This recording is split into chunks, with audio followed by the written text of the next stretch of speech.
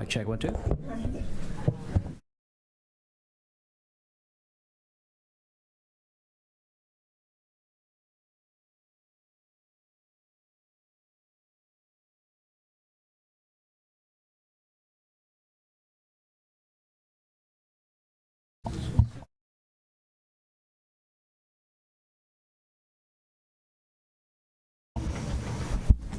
Thank you. Welcome, welcome, bienvenidos, todos gentes, beautiful people. Thank you for coming tonight. Thank you for your interest.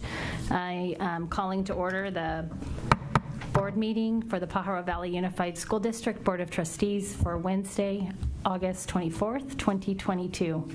Thank you for coming. If you need translation services tonight, we do have Urania over here. She has the translating kits available.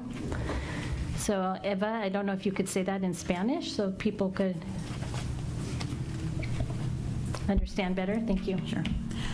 Buenas tardes, bienvenidos. Si alguien ocupa servicios de traducción, la señorita Urania le puede ayudar con eso. Ellos tienen unos aparatos que pueden prestarle. Thank you. If you are here to speak on an agendized item tonight, the process is you go in the back and there are yellow cards and you write the agenda item number on there. You can speak on non-agendized items typically under 7.1. But if it's on the agenda and you want to speak about it, you need to fill out a card and make sure you give it to Eva and she'll pass it down and then we'll call on you.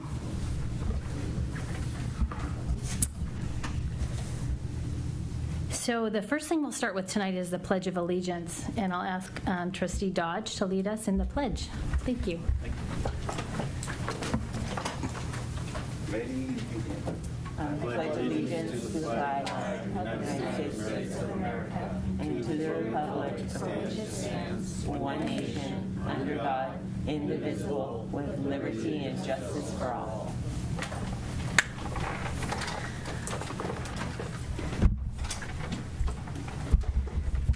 Thank you, Trustee Dodge. Next up, we'll have our superintendent comments from Dr. Michelle Rodriguez.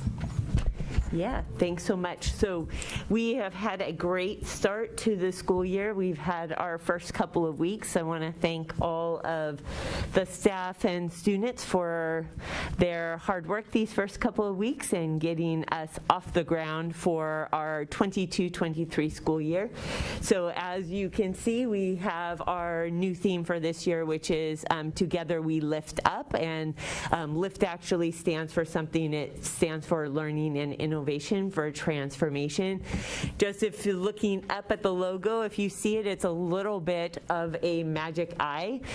Within the flower, hopefully you see the students. So you'll see the multiple students in there. We actually had students from our Summer in the City program help us with the modifications to this logo, and so I'm really proud of the logo and the student input that went into this logo. Also, I started my conversations with the superintendent, so each Wednesday I go to a different staff and present a presentation and do an FAQ with them. So that started again this year, so I was at EA Hall today.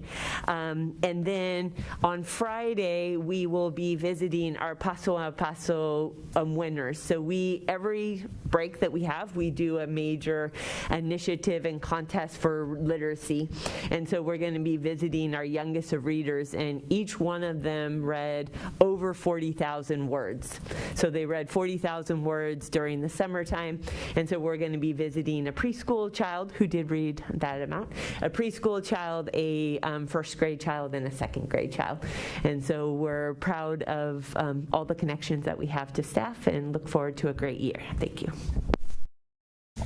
Thank you, Dr. Rodriguez. Next up is 3.4, Governing Board comments and reports on standing committees. We'll start with Jennifer Holm.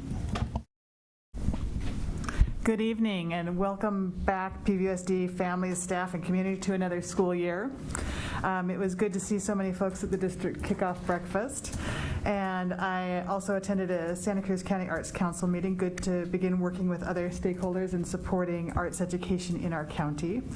I also did a site visit at Mar Vista Elementary, although the the school itself is in President DeSerpa's area. Many of the families whose children attend there live in my trustee area. So it was good to see the projects that were underway, the work the school community is doing and anticipating with working with Life Lab in the future, assisting the music teacher rescue a bird that had flown into her classroom while I was there, and talking to the teachers and staff as they set up classrooms in the site for the start of the school year. And my own semester at Cabrillo starts next week, and there's so much that goes on in the background to get things ready for school. And so bravo for all the hidden work that is the foundation for the vital work that supports learning. Thank you. Thank you. Trustee Soto?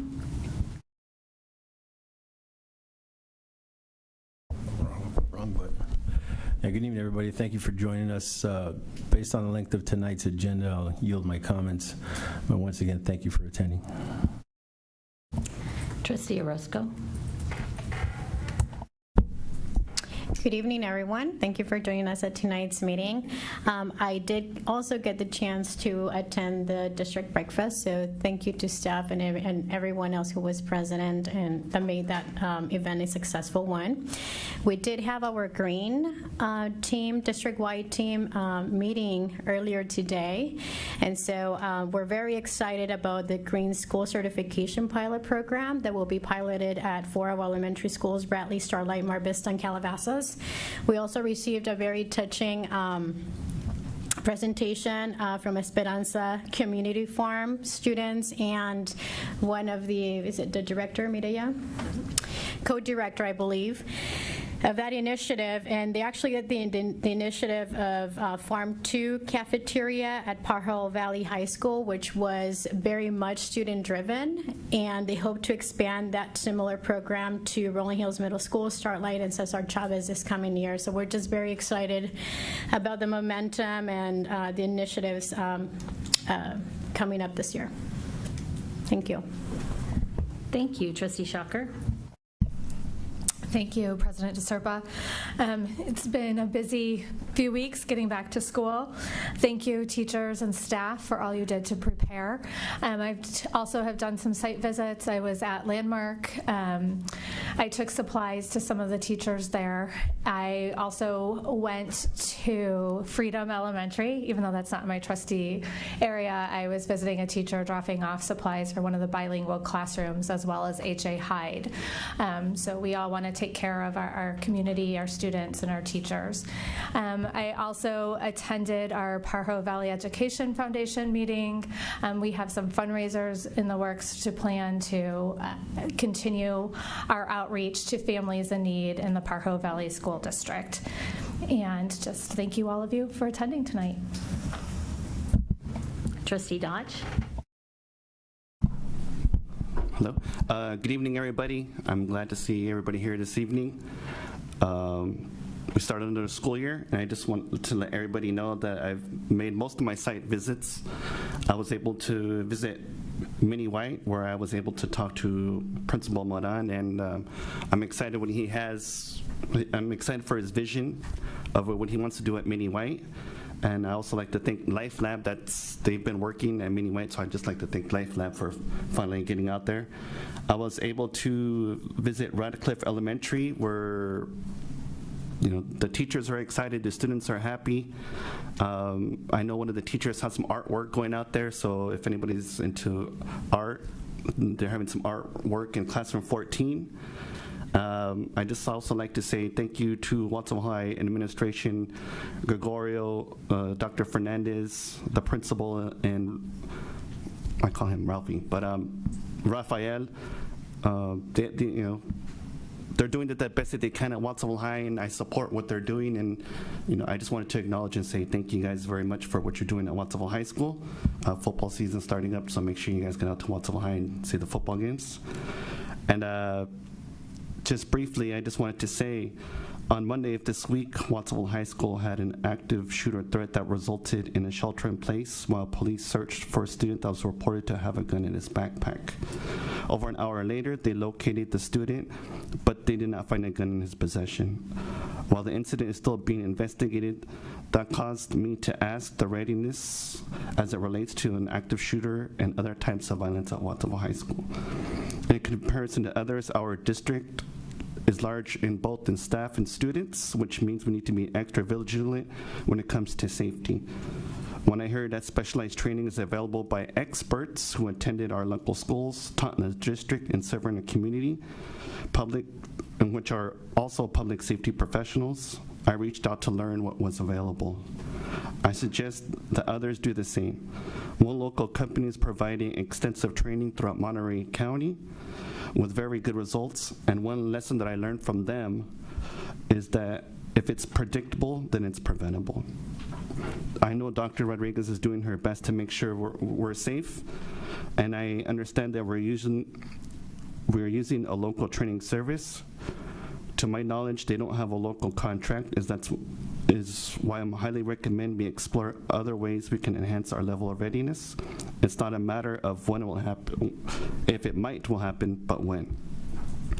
To be clear, Watsonville PD and the Sheriff's Office are experts when it comes to their tactics and training, but they always don't have the resources to train our staff and students. To assure the safety of our students and staff, we must continue to adapt to changes, explore new methods, and monitor and assess and adjust our procedures so that we'll be ready for if that time ever comes. So I hope my colleagues will be able to join me in this subject of one of our highest priorities, and I hope we would be able to support our community to study this further. So thank you, everybody. Thank you, Trustee Dodge. I too attended the kickoff breakfast and just want to say welcome and honor our new staff that are here who have joined PVUSD. I think you'll find that working here is more like working for a family, and I hope you enjoy the kids and the families and your coworkers. We're really excited that you've joined us. I've been attending PVPSA search committee. We have a search underway for a new executive director, and that's a big endeavor because they're big shoes to fill. So with that, we will continue our meeting.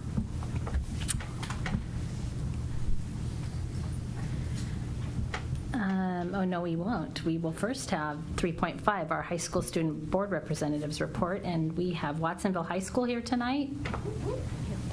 Do you guys want to come up to the podium?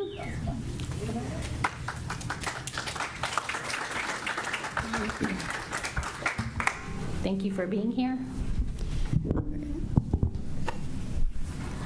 Good evening, board members and Superintendent Dr. Rodriguez. First of all, it's great to be here. Please allow us to introduce ourselves. My name is Moriel Mamurel, and I am this year's co-ASB president and student board representative. Again, good evening, board, and Dr. Michelle Rodriguez. My name is Alvaro Felix Estrada. I am an ASB officer and also a board representative. Hello everyone. My name is my name is Selena Salvador, and I am a co-ASB president. Hello everyone. My name is Sandra Medell, and I am Watsonville High School class president. So starting off our Wildcats Welcome Days. So these are first week back, and we actually have a video to show you in which highlights our team building and also learning to be a Wildcat for incoming freshmen, and just overall showcases all the highlights that we've had in our first week. Go Cats, get to class! Happy first day of school! I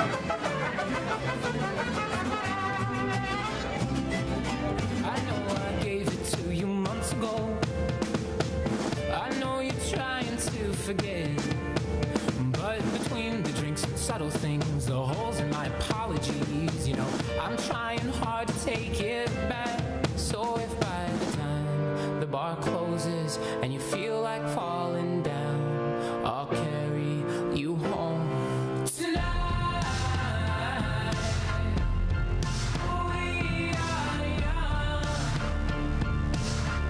Gonzalez. I'm an alumni of Watsonville High School, and I will be attending Stanford University come this fall.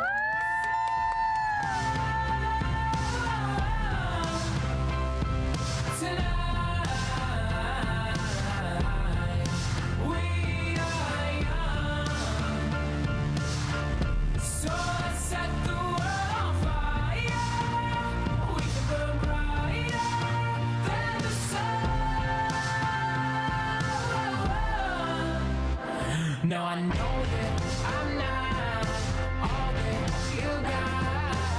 I guess that I just thought maybe find your ways to fall apart. But our friends are back, so let's raise a toast. 'Cause I found someone to carry me home tonight. We are young, so let's set the world on fire. We can go.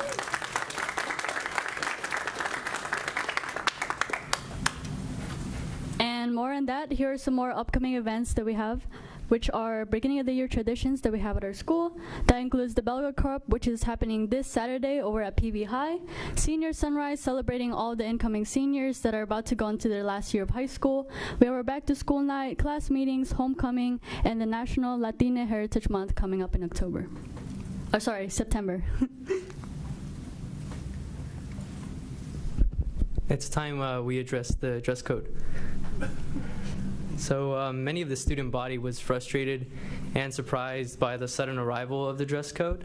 We felt that its sudden arrival meant students weren't able to plan accordingly in respect to the dress code. Now, the students also felt targeted and believed the dress code to be non-inclusive, as many stakeholders were not included in the creation process of said dress code. The student body was also offended by pictures that were posted with the dress code and comments made by some of the admin. However, we are actively taking student feedback and working towards some resolutions.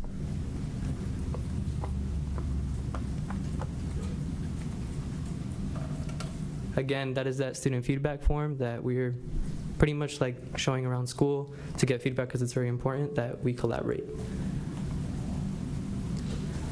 So more on what steps we're taking to kind of mitigate this whole situation. We were lucky to have the opportunity just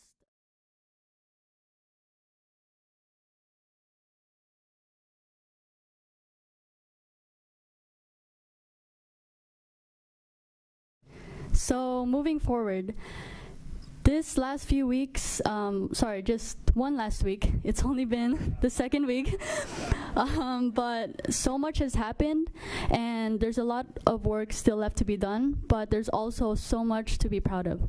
I just want to take this opportunity to thank all of our teachers, staff, custodian, security, who have done an amazing job opening up our school year. It's going to be a crazy one, I can tell already, but I'm very excited, and I'm sure everyone in our school has so much pride and a lot to look forward to. So with that being said, thank you. We appreciate you being here.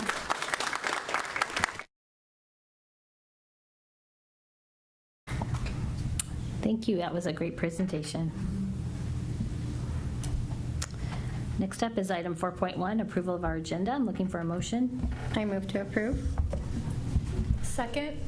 All those in favor? Aye. Aye. The motion carries 601. Trustee Georgia Acosta is absent tonight. She did call the superintendent and let the superintendent know. So she won't be here again.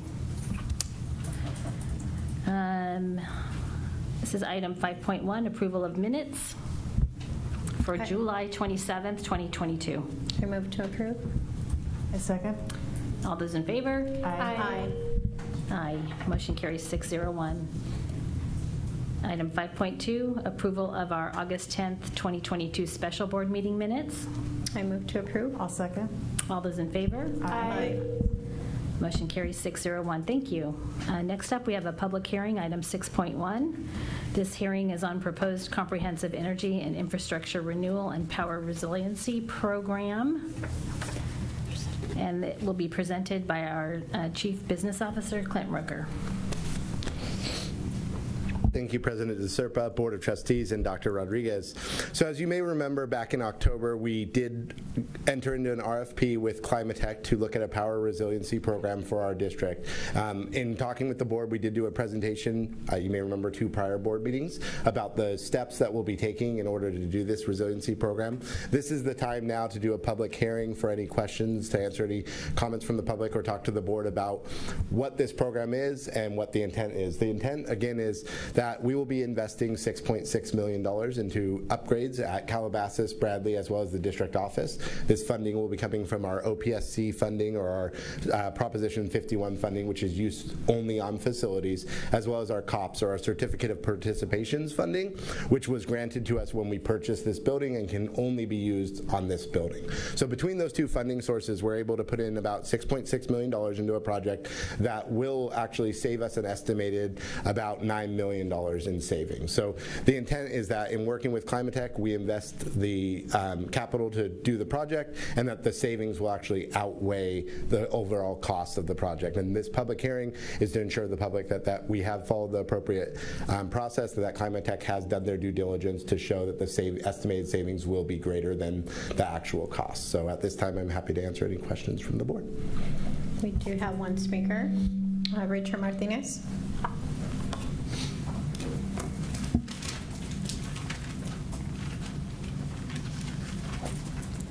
Hey, how's everyone doing? Board of Trustees, Cabinet, Michelle Rodriguez, hello everyone. I want to talk about this. I don't know if everyone understands about how the maintenance works and what maintenance consists of. And I'm gonna be blunt, maintenance just does minor repair. This building,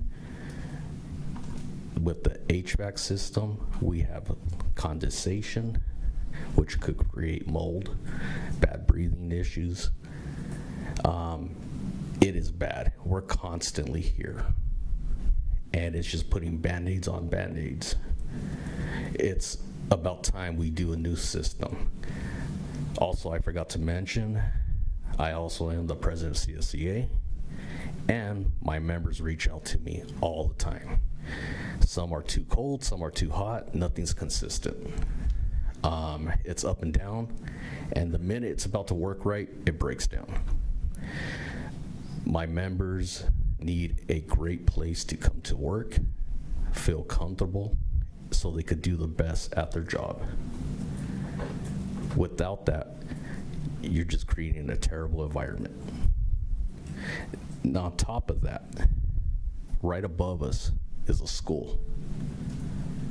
These children need a good place to come to learn. This isn't just a place where people come to work. This is a place of education as well.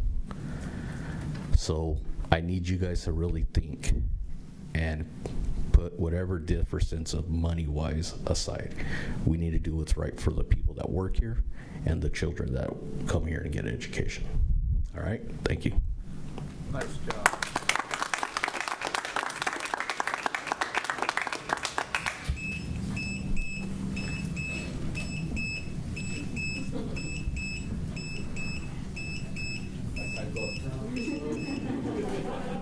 Sorry, I can't turn it off. Thank you, Richard. Do we have any questions or comments from the board members?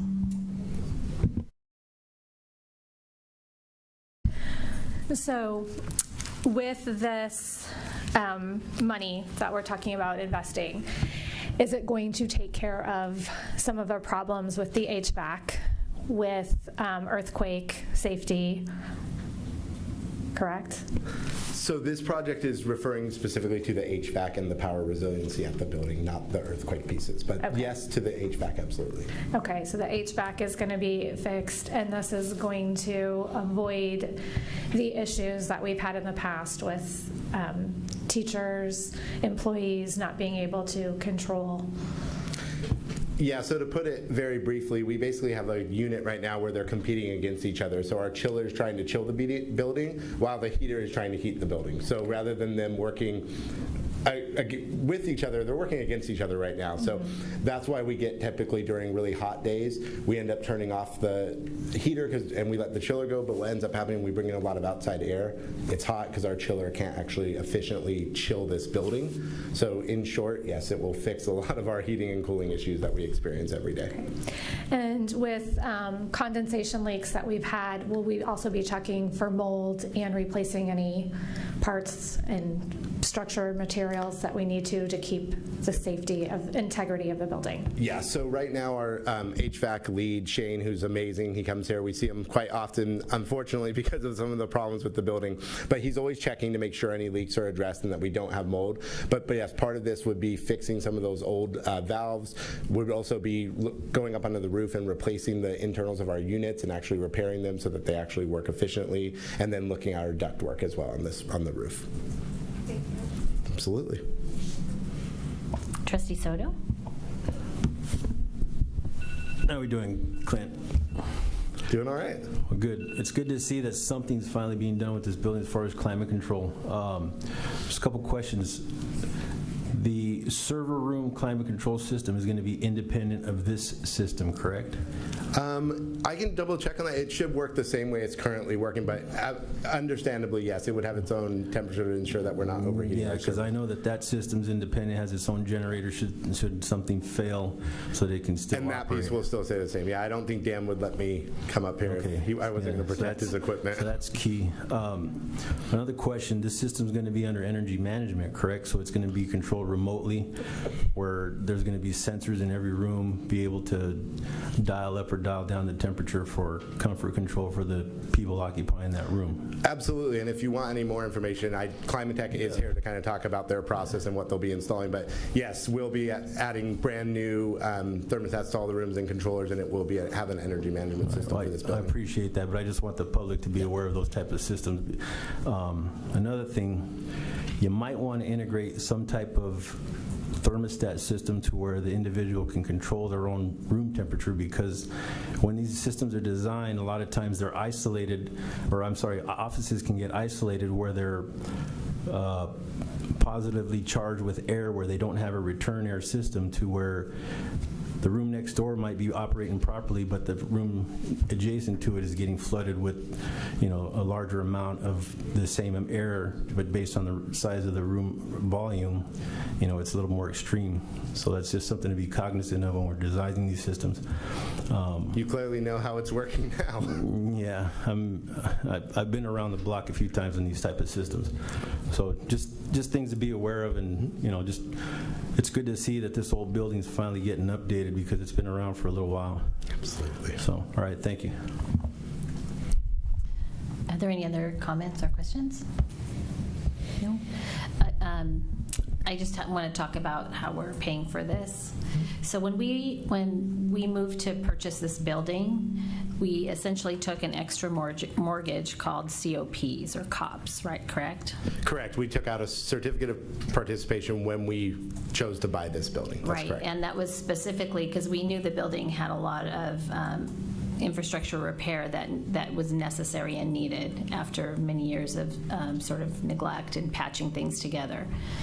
So we took out enough money to help with those. What I'm seeing on this presentation is that maybe some of the cost of these new improvements will be offset by PG&E utility incentives and state Prop 51 funds, and I'd like to hear a little bit more about that. Yeah, so Climatech can probably speak more to the PG&E piece. For the state Prop 51, that's that OPSC funding I refer to, and that's the Office of Public School Construction. That's the one where, as the board may remember, they did a resolution about a year back, about having the state actually fund that OPSC bond more, and they did actually end up doing that. So we actually received some funding from some of our old projects that we had done. We're continuing to apply for funding. We actually have an additional, right now, $1.7 million we're applying for, so fingers crossed that we'll get it. But we continue to apply for money through OPSC, and that's one of the funding sources we're using for Calabasas, Bradley, especially to be able to do those two schools to get the power resiliency there, as well as the generator backups and the solar for Calabasas. And good news, in case those didn't see, Calabasas will now be our very first net zero school if we add these solar panels. That's very cool. Okay. Talked about PG&E? Yep. Yeah, because I'm hoping like some of these other programs can save us some money so we have extra money to spend on other improvements. For sure. Facility money, as you know, is really hard to find. It is. Good evening, board. Thank you very much for the opportunity to speak. Tyler Gertman from Climate Tech. Been working with staff and the board on the project. So to answer the question about the PG&E incentives, so we maximize those as much as possible, including the LED lighting. There's also a new program that just came out that Climate Tech is one of the only companies signed up with to actually maximize the incentives after you implement the project as well and bring capital to the district for other future projects. In addition, because they're using the capital, the savings will hit the bottom line, and those savings can then be used for additional projects or however you see fit as the board. So we are maximizing the funds from PG&E that are available for this project. That's great. And then this is a question for Clint. So the money that comes back from the State Prop 51 funds, does that get set aside in its own special? I don't, like, that money should be set aside for facilities, not just go straight into the general fund. Yes, right? Because it's essentially, they were Measure L, right? 100%. So actually OPSC requires that we put it into Fund 35. So you'll start seeing now we do actually have dollars in Fund 35 for the first time in a long time. And that fund is actually the Special Facilities Fund where we put all of OPSC funding. So to your point, not only do we put it there so it's marked as facilities, we are required by Ed Code to only spend it on facilities. So that's why we've been working with school facilities consultants who work with us to actually help us apply for all of these, do all of the work that we need to do to show that we qualify. And again, we're looking at hopefully a $1.7 million one coming in, and they're actually working with me right now on 2 additional projects that we're hoping to get some state matching funds for as well. Thank you. Any other comments or questions from the board? Okay, and with that, I'll end this public hearing. Thank you. Oh, sorry. I think it's ended. Okay, that's fine. We'll find out later. We're good. Yeah, it's coming up again for a vote. Yeah. So you can, yeah. Sorry, Thanks, Tyler. Trustee Soto. It's coming up again, though. You can make your comment then if that's okay. Okay. This is item 6.2, Statement of Reserves. Hope it is. Sorry. And I'm opening a public hearing on the Statement of Reserves, and this is also a report by our CBO, Clint Rucker. Thank you once again, President DeSerpa, Board of Trustees, and Dr. Rodriguez. As the state has now stabilized, and per Ed Code, they now are required to ensure that we do not have an excess reserve of over 10%, which we do not have in any of our current years as of our 45-day revised budget. What this also requires is to show how the district plans to spend that excess of fund balance. So as you are all aware, we have that extra 3% reserve that the board set aside back in, I think it was 2017. So that is still one of those pieces. One of the other big pieces that you see in our excess reserves is actually our supplemental and concentration, that extra 15% that we received from the state last year in that one-time bump where they started to now give more supplemental and concentration. Part of the hard part with them deciding that last minute was we could only use it on our 55% and over schools, which meant coming up with a plan and then hiring positions to fill that plan. That took time, of course, so we ended up actually having carryover. So what ends up happening is each year as we're filling these positions, we're using that carryover from the prior year to actually fund the current year. So we have this one-time set aside part of money that can only be used on our 55% and over, and it has to be used to actually decrease staff to student ratios for that year. So of course hiring staff with one-time money is difficult, so what we're doing is trying to utilize that on things like EWRs, extra work, things like that. So we do have that kind of carrying over for a couple years, but that is being spent down as it's one-time money. And then as always, as we're declining in enrollment and we want to keep some of these supports, you do know we have received some potentially new block grants that could help out with that, but we always have money set aside to kind of absorb some of that impact from declining enrollment so that we're not facing as large of decreases in staff, and we can still provide some of those supports to our students, especially those mental health supports, those social emotional supports. So again, it's a statement so that we're being transparent on our reserves and showing those reserves. Are there any speakers? We do. We have one. Roddy?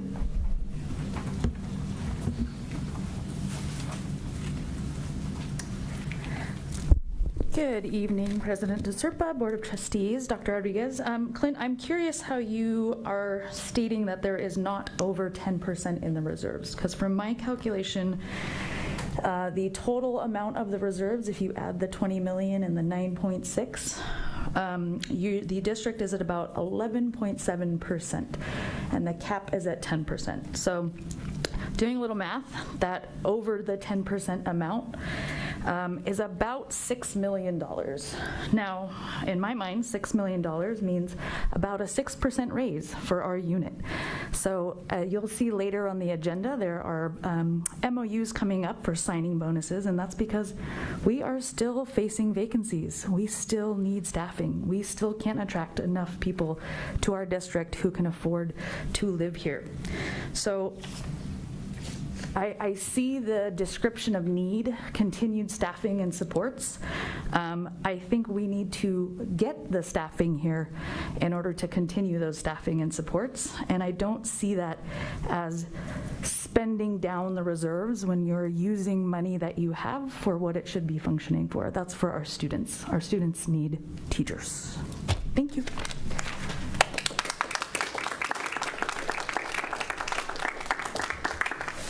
Are there any questions from trustees? Yeah. Jen, Shocker. Okay, so looking at what we have in reserves, if this board was to decide to decrease our 3% reserve to 1.5%, could we focus that 1.5% to salaries for staff?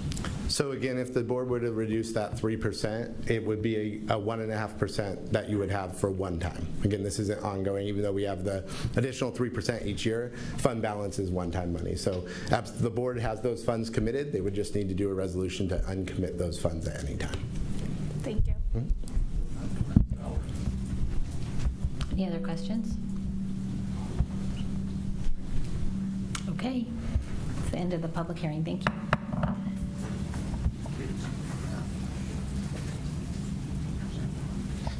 Next on our agenda is item 7.1. This is public comment on visitor non-agenda items. Do we have any speakers? We do. We have 16 speakers total for this item. So I'm going to be calling 3 at a time. We have Bill Beecher, followed by Krishna Feldman, and Fernanda Jordan. Good evening, Madam President, Dr. Rodriguez, trustees, and staff. In raising children and animals, and they are different, you quickly learn to reward good behavior and not bad behavior. Well, I'd like to apply that to the baseball quandary that we've been talking about in past meetings. We have a successful girls program and a boys program that has trouble fielding a team. Other districts are beginning to drop boys baseball due to poor turnout. I propose that the district convert the present boys hardball field to a girls softball one. The dimensions are different, but this would be a simple and significant change. Why should the boys play on a nice field when they show little interest in the game? Let's reward the good behavior and success of the girls softball program and give them a field that they and we can be proud of. Thank you. Thank you. Who's next?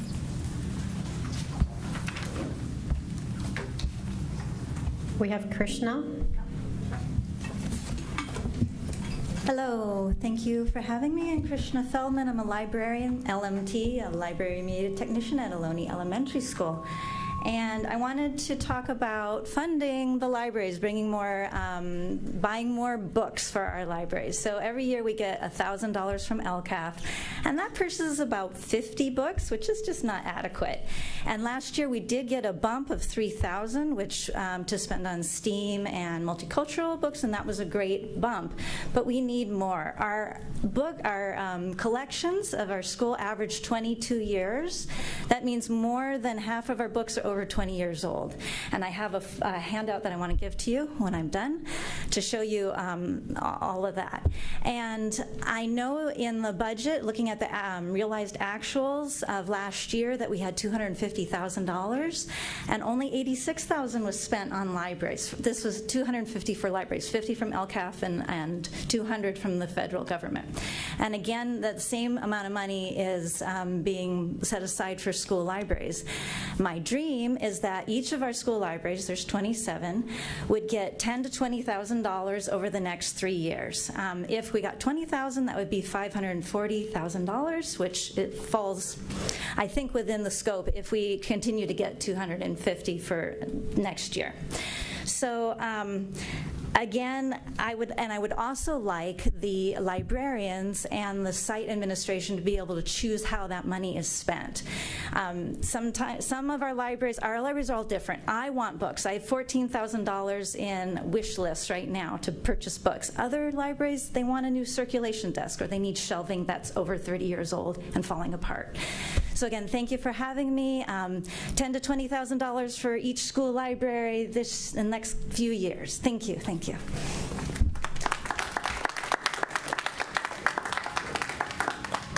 Thank you, Krishna. And up next is, when we call your name, if you could line up right behind the person who's speaking, and then we'll have everybody queued up to speak. Okay, so we have Fernanda Jordan, and then after her, we're going to have Kelly, Manny, and Chris Webb. Hello, my name is Fernanda Jordan. I am a senior at Watsonville High School. You just heard from my peers.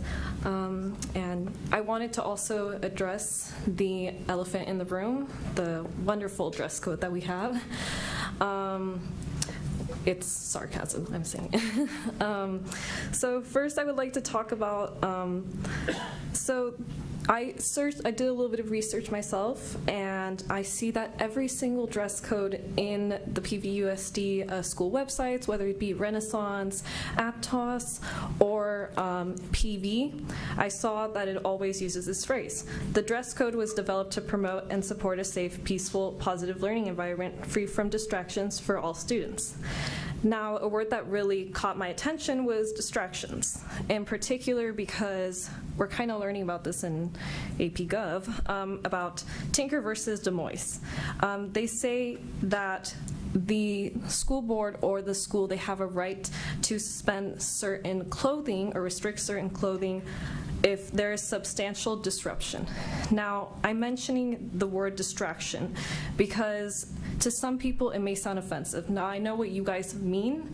It's a good intent, but some people find it a bit sexist, since a lot of times other schools say that it distracts the boys, the typical saying, like girls need to dress modestly in order for the boys to learn. So I would just like that little reference to be changed. I know it's with good intent, but another thing that I wanted to address is for students, we want a district-wide sexual harassment seminar for all students and all teachers. We want specifically for the seminars to be modified for certain grades, and the bell's about to ring. Yeah. Thank you.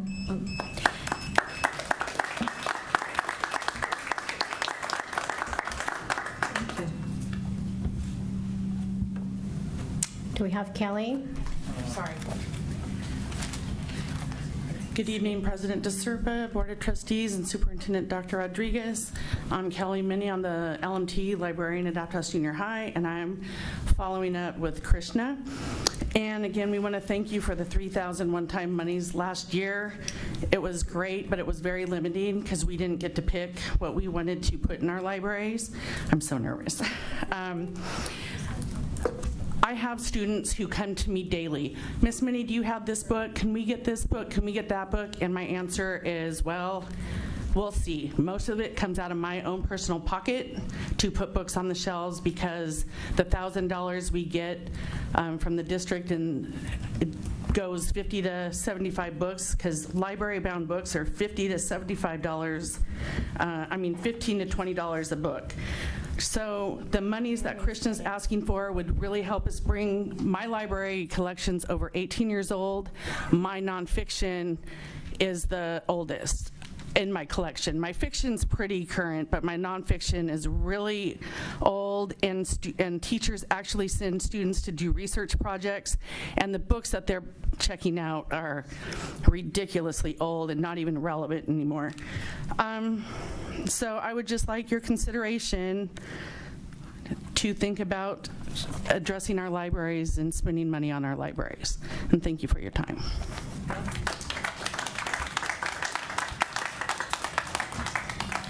So we have Chris Webb, and after him we'll have Mary Stone and Jessica Clement. So if you can please line up behind Chris, that will be great. Thank you.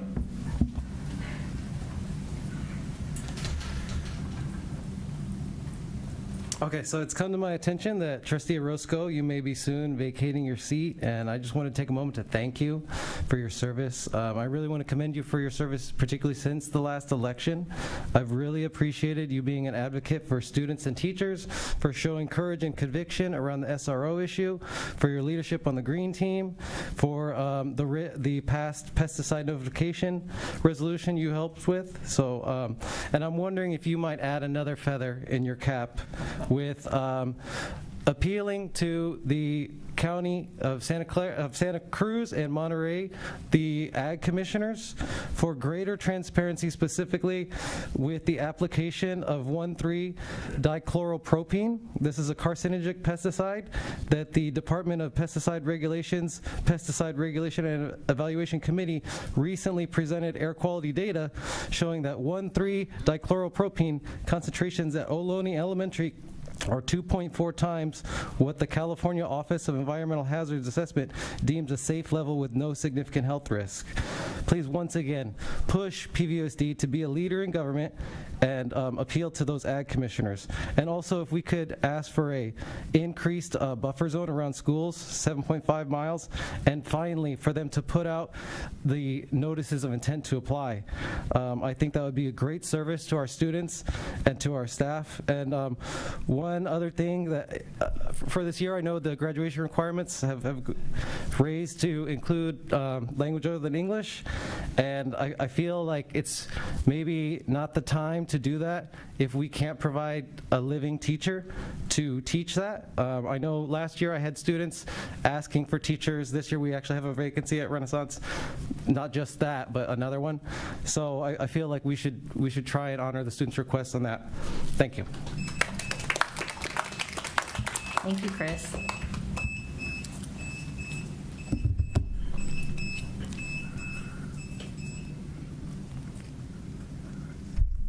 Thank you. Good evening, Dr. Rodriguez, board, cabinet, and community members. I'm just here, I'm Marie Stone, school psychologist for our wonderful district, and I'm just here to give an update on some of the things the school psychologists are working on, as well as express some gratitude. So on August 9th, we were able to attend a training where we learned about skill streaming. It's a social emotional learning program where it provides kind of like a template and a manual so that we can do group counseling. So it promotes pro-social skills. We were able to attend this training with the social emotional counselors, which was wonderful, and we're being encouraged to work with them so that we can help more students. Why we haven't been encouraged to work with our social emotional counselors more in the past, I don't know why. Excuse me, but I'm very grateful. So whoever set that up, excuse me, my gum, thank you, whoever set it up. I don't know if it was Chrissy McLean or Heather Gorman or Casey, but I thought it was wonderful, and I'm already in communication with the social emotional counselors at my two elementary schools so that we can get that going at our schools. The school psychologists, we are working hard. We are working at our sites to support MTSS practices. Within our department, we're trying to implement practices to improve the school psychologist intern experience so that we can retain them. And then, of course, we're managing our typical responsibilities. Recently, we learned that some of our departments here in PVUSD have their own mission statements, and so as a part of our continued efforts to support our students, we would like to create our own mission statement. We would like to express our purpose, our vision, and our intent on how we can help our students, and we are hoping to have it ready by November's board meeting where you recognize the school psychologist. So I hope you guys will publicly recognize that when we do. So thank you. Thank you. Hi, nice to see you all. I request the following topic be added to the 9/14 board meeting agenda. Please revise the COVID-19 prevention plan to permit unvaccinated community members to volunteer at the schools. This topic means a great deal to my family. I'm advocating not only for my children, but all children in our community. I support orders and guidelines that promote health and safety within our school communities. PVUSD can follow the orders and guidelines without denying our children the support they need. Our school communities require more help than is available, and by banning unvaccinated volunteers, you deprive our schools of desperately needed support. The Cal OSHA order and the CDPH guidelines are clear, like unvaccinated employees, an unvaccinated volunteer may provide service to the classroom if tested on a weekly basis. Systems for certified testing and verification are already in place. You say you do not have the capacity to test and monitor unvaccinated employees, but this stance is patently false, as the testing and monitoring systems are already in place. Our institutions of primary learning should be places that are open, inclusive, and non-discriminatory. They should also be guided by facts, knowledge, and critical thought. These are the principles I have sought to advance as a parent in this community, and I'm hopeful that these are principles you share. I ask you to consider whether the continuation of banning unvaccinated volunteers at our schools is consistent with these principles. If the answers were not already clear, a recent update to the CDC's guidelines has removed all doubt. To maintain these bans at any school is to enforce a policy of exclusion without any rational basis. Specifically, an August 11th release titled Summary of Guidance for Minimizing the Impact of COVID-19 states the CDC's COVID-19 prevention recommendations no longer differentiate based on a person's vaccination status because breakthrough infections occur. Thus, under current policy, the CDC does not treat people differently based on their vaccination status, yet your policy continues to exclude volunteers entirely on that basis. There is a word for a policy of exclusion that lacks a rational basis, discrimination, and it should not continue at our institutions of primary learning for another day. I request that you rescind your ban on unvaccinated volunteers immediately. Thank you.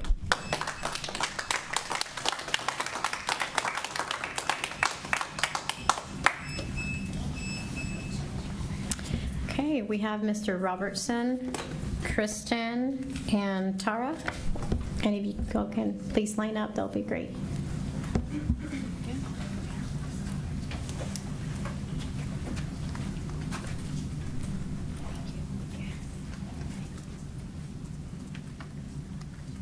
I'm sorry, I had written something down. All right. Good evening, community members and trustees. We are now in our third year of damaging, disruptive, and discriminatory policy in our schools. I am sure most everyone here is aware of the updated CDC guidelines, just laid them out, and there should be no difference in treatment of the COVID unvaccinated versus the vaccinated. The school we chose to enroll our children in traditionally has a high level of parent involvement. We can all agree on the benefits of more help in the classroom, right? Especially teachers in the room. I know my children enjoyed it, and the teachers seemed to appreciate the stack of papers I would grade, the homework packets I would organize, or simply helping keep class focused and on task. Then came the nonsensical discriminatory policies. The level of parental involvement at school has dropped. The negative effects can be seen and felt. Personally, my work schedule keeps me from seeing my school-age children as I come home in the wee hours of the morning, and the kids have left for school by the time I wake up. My days off are in the middle of the week, and I was really looking forward to being able to be with my children at school again this year. I hope by now you all have a better sense of what's going on and can stop the nonsense. Let's get back to what I'm sure we all want, and that is to provide our youth with the best we have to offer. Thank you for listening.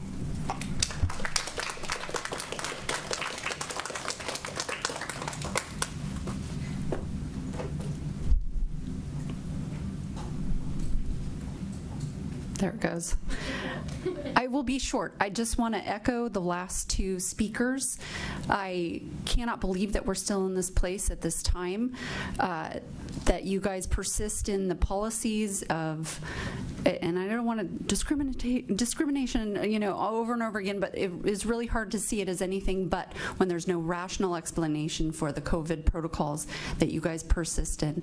And I know this district is short on teachers and support staff. You've been talking about that. It's hard to maintain faculty and keep good teachers in the classroom. The kids are behind. It makes no sense whatsoever that you would prohibit more support for the students. So I just can't believe we're still in this place. I urge you to put this on the agenda and vote to change your policies and join the rest of the country. California is really behind in letting this all go. So thank you very much.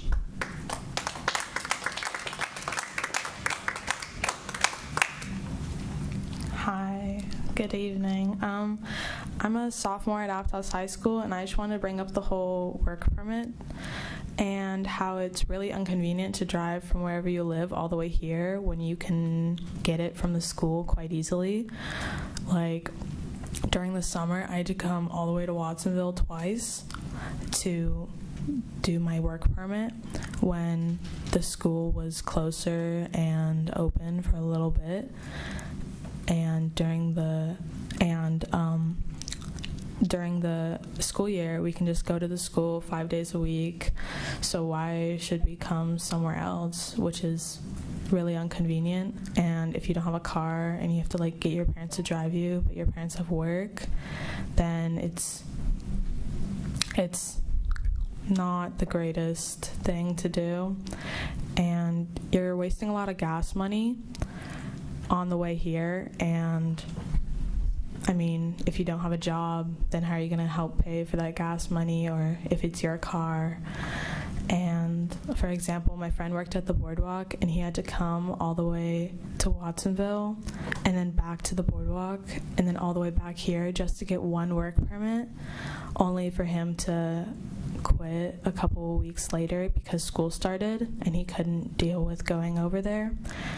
So it also causes a lot of lost work opportunities if we have to come all the way to Watsonville during our school week, and it's closed on the weekends, so we're busy during school and we get out at 3:45. So honestly, if we got it done during school, we could have worked over the weekend, but since it's closed here, we can't do it, and then we missed work opportunities. So thank you. Thank you.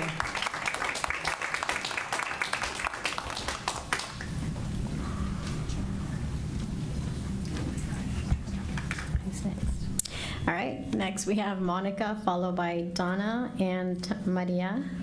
Is it Blake? Is that Monica Nowlin? Or a different Monica? No one? Yeah. I know that you guys said there's a way to move this for short people, but I'm just going to stand to the side. I'm Monica Nowlin. I'm the academic counselor at Renaissance High School and New School Community Day. I'm here basically just to introduce myself again to you all, even though you've seen me before, but also the PVUSD community. So I see there are new Watsonville High representatives here too, so that's cool.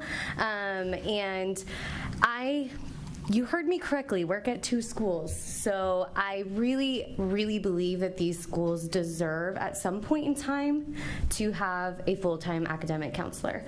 Right now there are people serving in roles at some of these schools that are counseling-esque, and it's great and it's helpful and the partnerships are amazing, but it doesn't serve the students when there isn't a consistent person there 5 days a week. So I wanted to bring that to your attention because I am at these schools, and we are we're small schools, but we're still here and we still do a lot of impact, and we're trying to bridge the gap between the stigma of these schools too, which I've seen like leaps of improvement only in 1 school year. I feel like there's been a lot of help from the administrators at the comprehensive high schools. I feel like there's been a lot of connections with the counselors at the comprehensive high schools for matriculation back or to our schools, which I think is super important because we have a lot of resources and we have a lot to give at these schools. And so that is what I wanted to tell you all tonight, and just see you all again as we start the new year. So thank you. Thank you. And I just want to say, I normally don't talk back to speakers, but the governor just released $4.7 billion for youth mental health, and a lot of that can go to schools, so stay tuned. We're hoping to get a piece of that money. That's good to hear. Yeah. Okay. Hello, my name's Donna Lefevre. I'm a math teacher at Watsonville High School. I'm going to start by just continuing some of the messages from the amazing students that came to represent our school. Students would like for classes where everyone is enrolled, for example, health or PE or freshman seminar, to have an entire section dedicated to the topic of sexual harassment. And students would like for the district and other schools to make it a requirement when students or parents first register to download the Stop It app. They want students and parents to have better resources so that they are able to anonymously report students and faculty who are sexually harassing them or harassing them in some other kind of form. So those are some requests from our students. Also, I know students in my class recently, I said I would be coming to the board meeting. They're also really concerned about the quality of their bathroom. In the B wing that I work at, the girls' bathroom, the stalls don't shut. The doors like swing open, and it's really bad. So that's something that I think we want to protect the dignity of our students. The other thing that I wanted to come and speak on today was the fact that since the beginning of the school year, there have been 57 times that teachers at Watsonville High School have been called to sub. So that means that those prep periods have been taken away. And it's heavy pressure on teachers to continue this over and over. Last year, we had teachers that subbed 20, 30, 60 times in the year, while other schools, teachers subbed 1 to 2 times. Sometimes they didn't have to sub at all. So there's a huge inequity happening. On top of that, the custodial staff is super understaffed at Watsonville High School. So somehow the resources of the district are not getting distributed to our high school to support our students. And you can see how amazing they are and how hard they work to keep the school going even when we're not supporting them.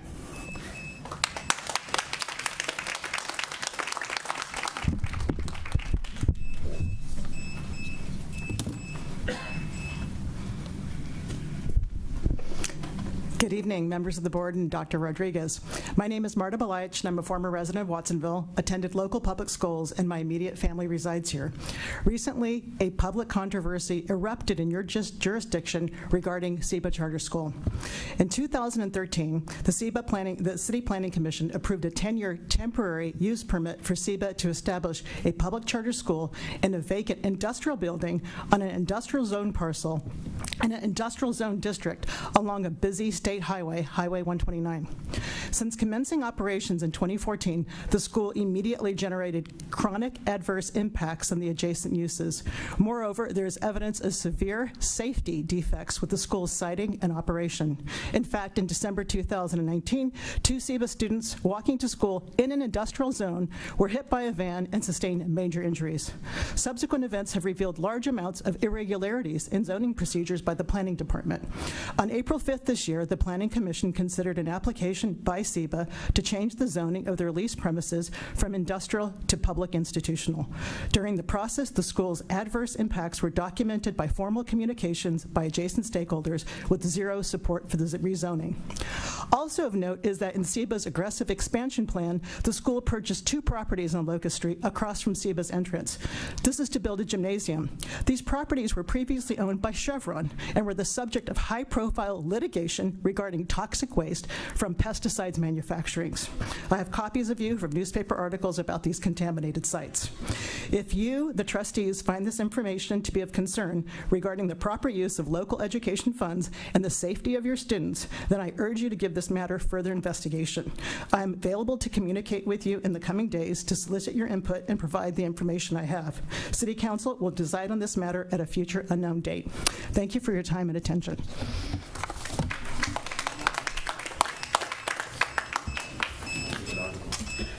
Okay, so we do have 2 additional speakers to this item. We have David Witkowski, followed by, is it Ailia? Good evening. Superintendent Rodriguez and the board, thank you for your time. My daughter already spoke. You've received my email earlier this summer, and I'm just here to go on the record and reiterate what I said. We had to make several trips to Watsonville to get work permits for my daughter. 90 miles of vehicle miles traveled. That's gas. That's carbon for the environment. I really appreciated Trustee Holm, Trustee Shacker, and Trustee Dodge responding to me with your emails. You have a big agenda, and I'm not going to take up much more time. Setting up an electronic work permit process I'm sure Dan Weiser could do it on his lunch break, right? It's a simple thing. You create a PDF file, you set up an email address. You want to keep the paper process for digital equity issues because some people don't have access to the internet.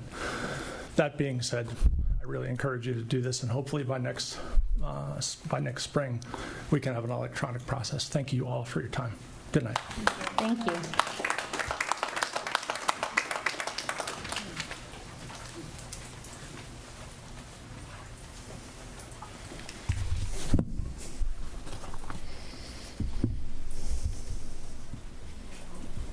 I'm monitoring the clock. There you go. Thank you. Members of the board, my name is Ilya Belaich, and I am a Watsonville resident. And I wanted to address the board in regards to the Saba Charter School located on Locust Street in the Watsonville West Side. The Saba School is currently operating under authorization of a 10-year temporary use permit granted in 2013, which does expire next year. The Saba school officials are currently seeking to rezone the leased premises of their school so as to remain there permanently. However, this has become a controversy as the school has proven to be quite incompatible with the adjacent properties in the neighborhood.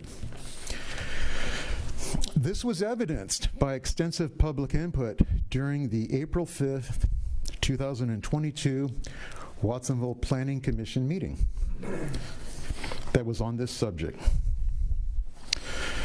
The City Council will soon be making a final decision on this. I believe you, the board, will be receiving input on that rezoning. I wanted to introduce myself as a preface to future communications. And finally, I wanted to distribute a written communication to you, the trustees, from a longtime neighborhood resident who happens to be my mother, which was submitted to the Watsonville Planning Commission at their April meeting, that I believe provided the most cogent and comprehensive narrative of the subject for your reference file. Thank you.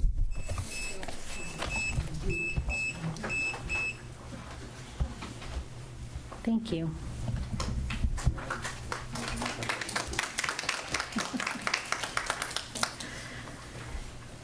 Next up, we have item 8.1 or 8.0, employee organization comments. And we'll start with item 8.1, PVFT.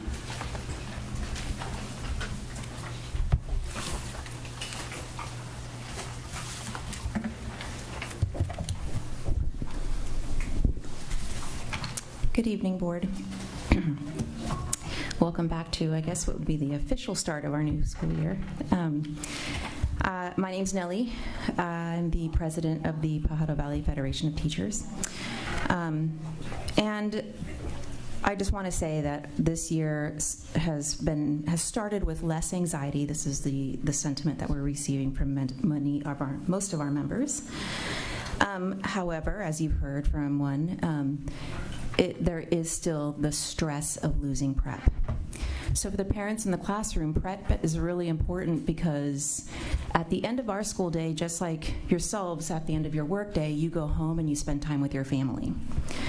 When teachers lose their prep repeatedly, that takes away time from their family. And it was very brutal last year with the hundreds of hours that our members lost. And it is true, there are some sites in our district that are heavily hit with vacancies still. Watsonville High, which translates to thousands of students not having a certificated teacher in front of them. So those are students who are in a A to G class, but the person standing in front of them is not a trained teacher. And that shouldn't be the case. Our district does have a very generous reserve and a very generous budget. The analysis that Radhika Kirkman, our chief negotiator, shared was actually verified by our CFT budget analyst. That's our state union representative who looks at budgets. And according to how the Ed Code is written on the definition on what would be in the reserve, you are at 11.7%, as well as the what you have budgeted for potential salaries. You're still over budgeting by, I don't know, I think safely I can say $12 million. So our students, they deserve a qualified teacher in the classroom. We need to do something right now. We appreciate the retention bonus for those teachers that are returning. We appreciate the signing bonus for that it's addressing those areas of dire need, but we need something on our salary schedule right now. And it should not come down to, oh, let's wait and see what next year is going to look like. Because right now, this year, our students don't have teachers, and our teachers can't continue to lose their prep time. So whenever we hear the mention of one-time monies, yeah, when you have some money in your reserve, that money is to be spent on our students. So they need to have teachers in front of them, and that's a really good one-time, get it started, and then that means you reprioritize your budget. So yeah, that's pretty much where we're at this year. It's been very disheartening to receive the emails that we receive on teachers already feeling the stress. We are in week 2, and there is already the stress amongst our staff, our members, on the amount of time that they're losing. And I know that you have received some emails from members as well in regards to that and losing prep. So it can't be left on the shoulders of the teachers to step into those vacant classrooms. It is the job of our district to ensure that they are taking steps and not just, hey, we put it up on EdJoin and our job is done, but being aggressive in looking for teachers for our students. Thank you. Thank you, Nellie. We do have one speaker to this item. Bill Beecher. Good evening again. One would guess that the primary objective of PVFT is that our students achieve their maximum potential, as it is with the district. I am concerned with that the salary schedule being used does not allow that to happen for all academic areas, specifically mathematics. And I'll draw you an analogy that might make this clearer to the board and to PVFT. If the San Francisco 49ers, a team I love, decided to pay all the players the same salary with given years of experience, they would not be able to recruit and hire a decent quarterback or other key positions. Consequently, they'd be a losing team, probably at the bottom. Well, we have a similar situation hiring good math teachers. The marketplace is paying 2 to 4 times what we do. So how are we able to recruit and hire? Not the best, and not enough, as you've heard. The district and other districts need to recognize this fact and change how they recruit and pay math teachers. If not, then we will continue to have poor math achievement. Does PVFT have a proposal to improve math performance and fill vacancies with qualified teachers? I haven't heard one. Thank you for your time. Thank you. Item 8.2, CSEA.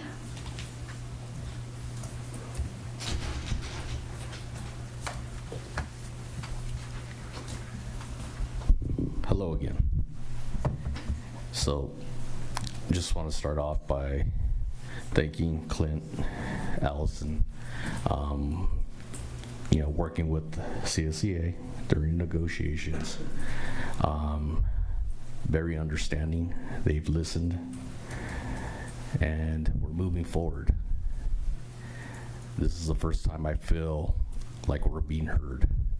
Our members, hopefully they're excited, and things are starting to work our way. But there is a lot of fixing.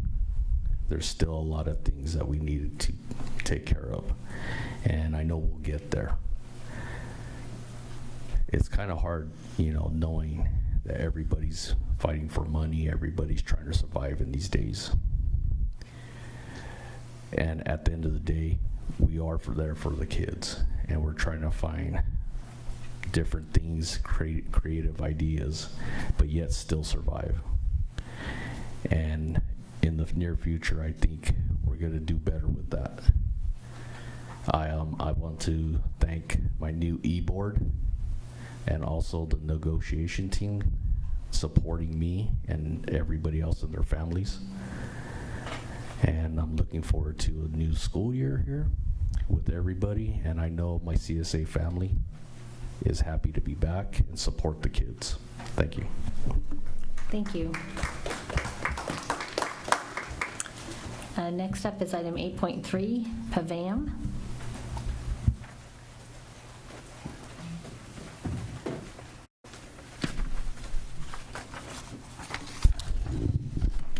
Good evening, President DeSerpa, Superintendent Rodriguez, and fellow trustees. Pam Shanks, Director of Classified, and myself, Brian Saxon, Director of Certificated, are here tonight to present our board comments for PAVAM.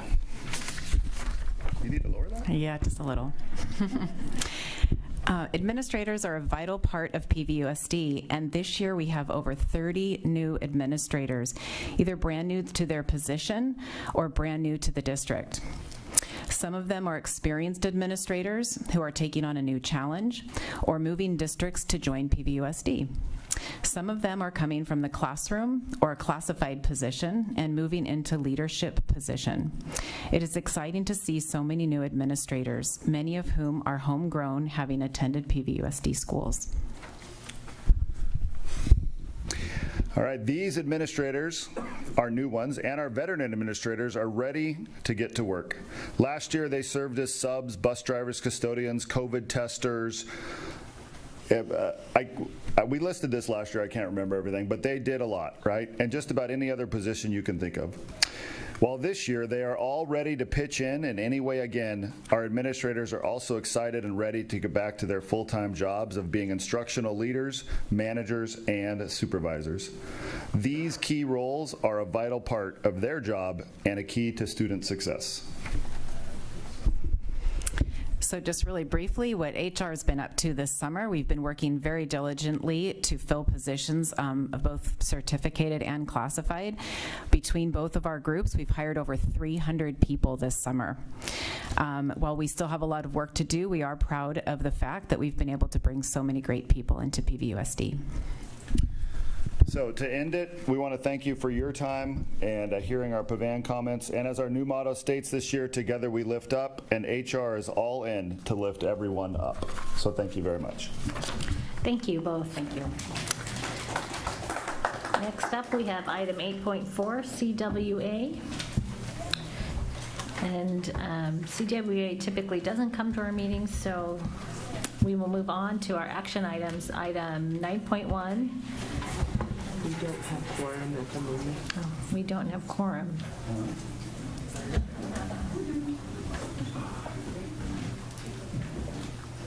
Okay, we'll just take a little moment here.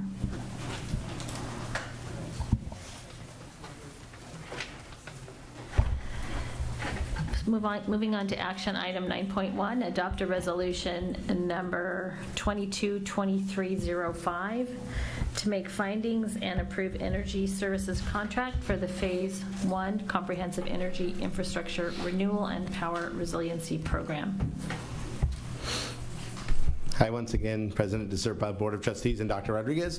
As presented at the public hearing earlier, this is now the resolution the board will approve to allow us to confirm that the total infrastructure expenditures we will be we will be putting forth do estimate to be less than the overall savings that will occur from the project. Again, we've been working very closely with Climate Tech on this to make sure that we have addressed all of our concerns. We have talked, of course, as we brought to the board, we also looked at making sure the timelines, as the board mentioned, did not interrupt any school days. We've been working with that with Climate Tech as well. So now is the time to approve the resolution or ask any future questions or further questions. Do we have any speakers?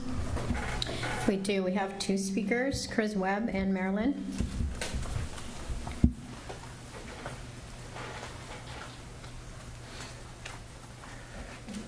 I'm really happy to see this item on the agenda. Most of the schools in the district where I live have solar shading their parking lots, and I ardently support PVUSD's efforts to reduce their carbon footprint and increasingly utilize renewable energy to meet their energy needs. To the extent that this item serves that end, I fully support it. I would just suggest that we work in an element to encourage PVUSD staff and households to go green themselves, and also possibly attract new staff. And that element would be making sure that with this we allow for the means and the policy to allow PVUSD staff and possibly students to charge personal electric vehicles or hybrids, plug-in hybrids on campus. I recall that when I started at Renaissance, there was a teacher who at one time charged his little Ford C-Max, and then until he was told not to, and then for the rest of the year he drove to work in a large truck with much higher emissions. I think this is a way we can help with staffing shortage, we can help with the climate crisis, and we can help serve the well-being of future generations all at the same time. And I say this also as somebody who, I'm putting solar on my house right now, I'm getting electrical panel on my house right now. My current daily driver, within the next 5 years, I hope to trade it in for a plug-in. But I think this could serve everyone and be a novel way that we bring in people that other districts are not doing. Thank you. Marilyn?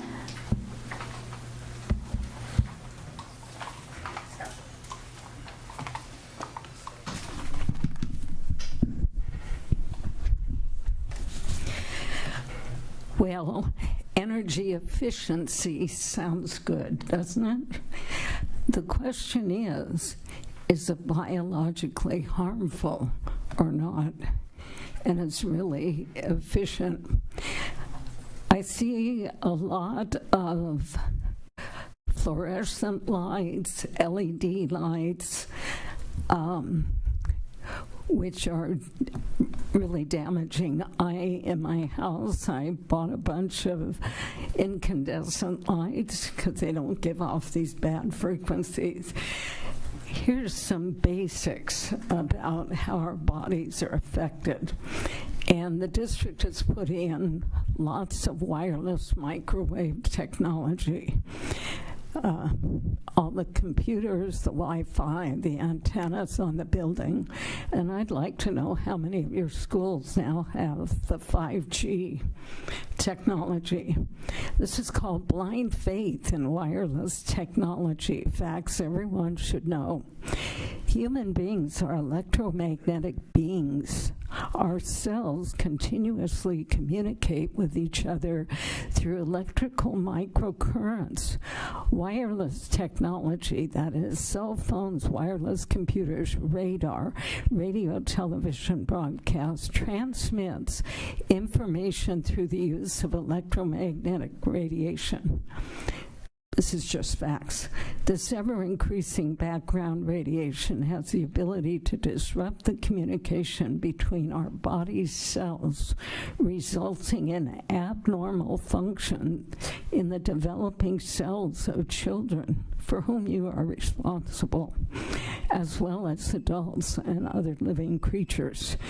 Even though some radiation is natural, the emissions coming from these technologies remain very different, contain very different characteristics. Thank you, Marilyn.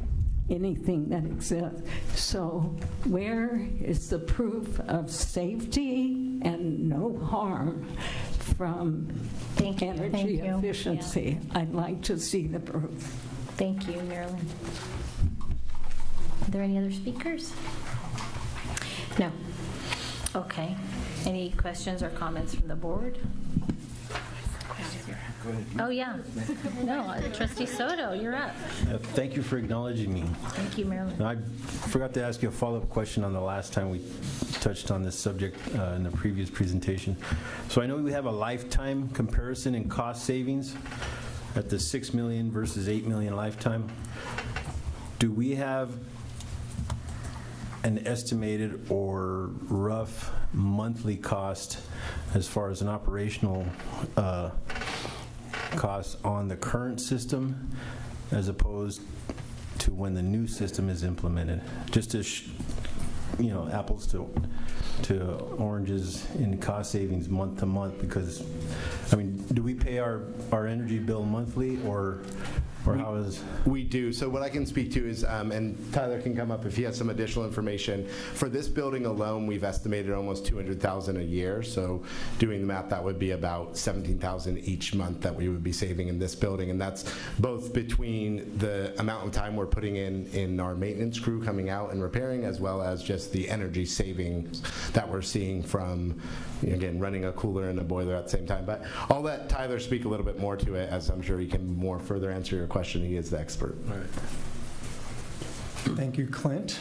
Good point. So the California Energy Commission recommends basically states about 3% operational savings can occur. We usually take that very conservatively because we know it's pretty much larger than that. In the life cycle savings number that you see in front of you, 80% of that savings is purely from energy savings alone, energy and gas savings. So especially at this site, $200,000 in terms of savings.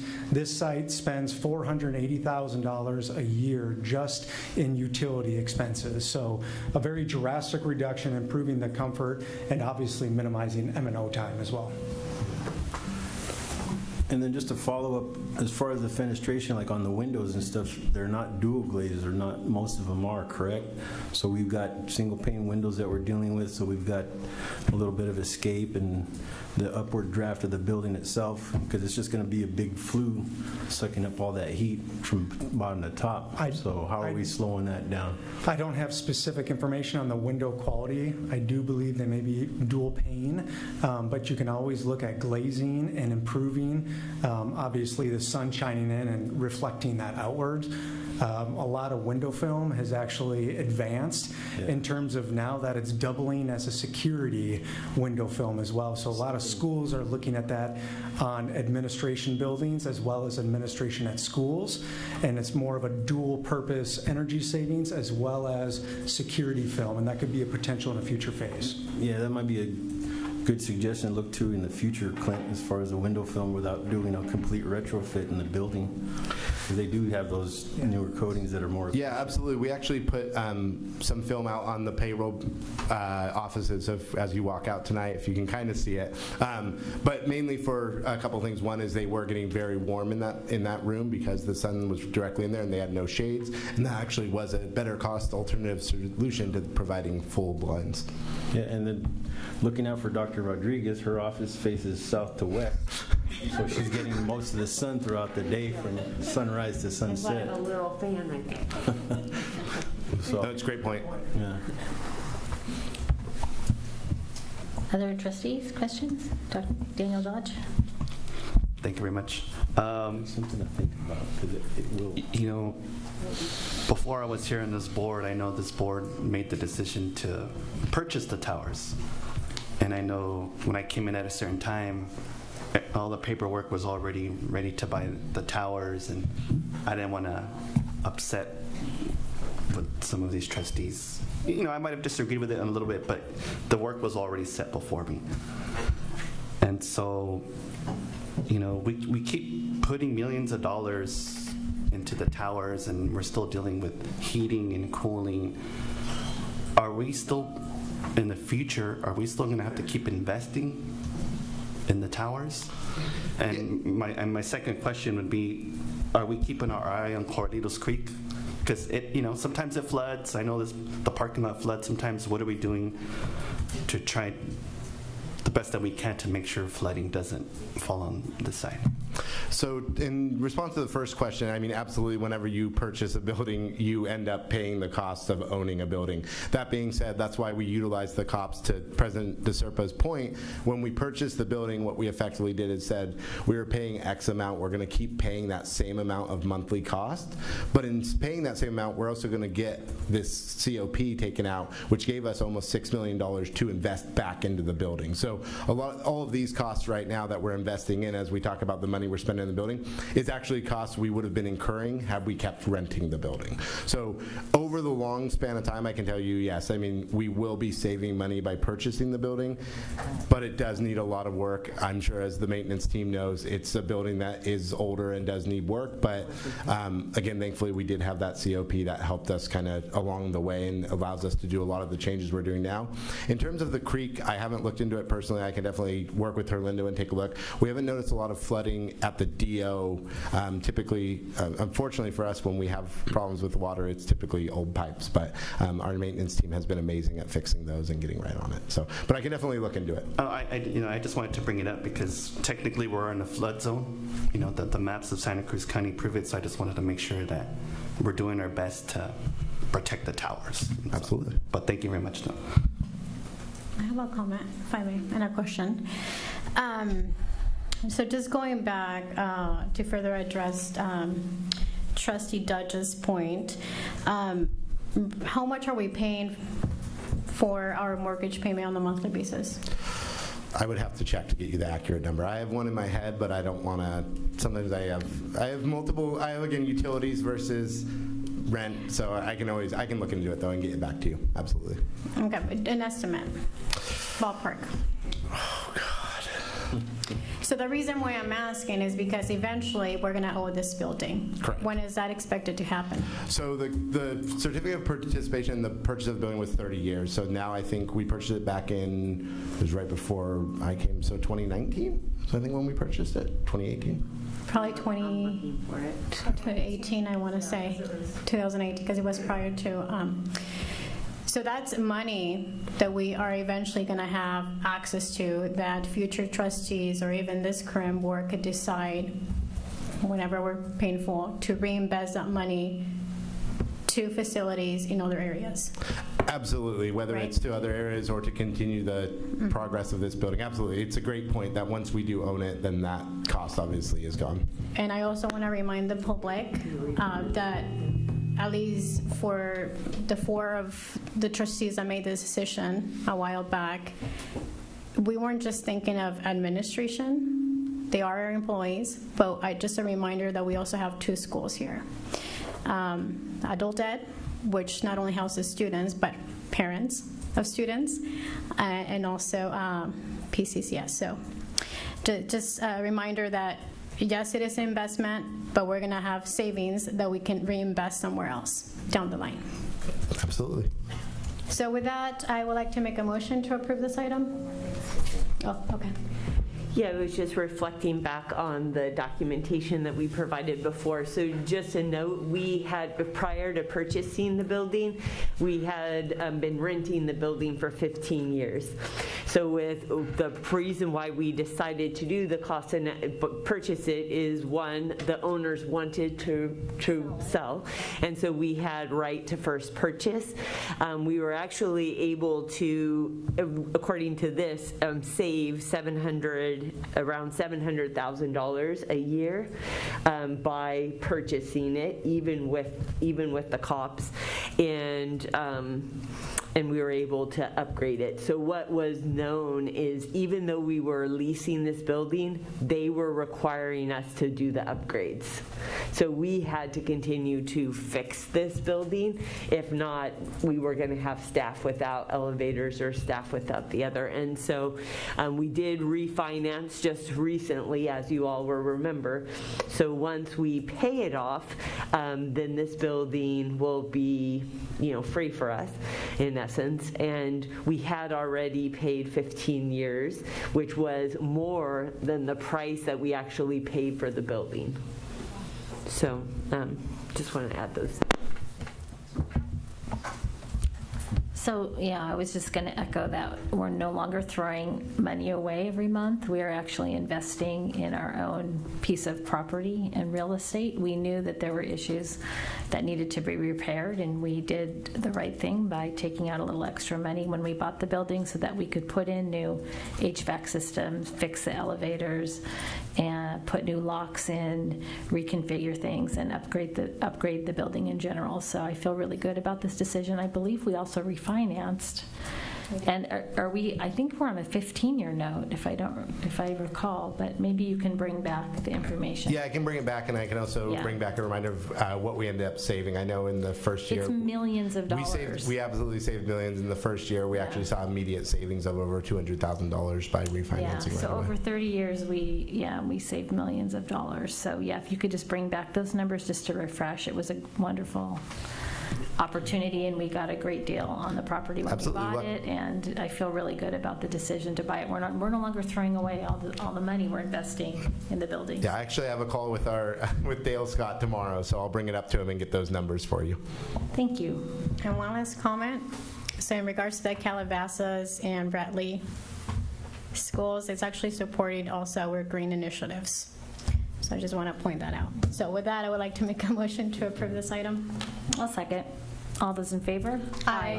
Aye. Anyone opposed or abstaining? Motion carries 6-0-1. Thank you.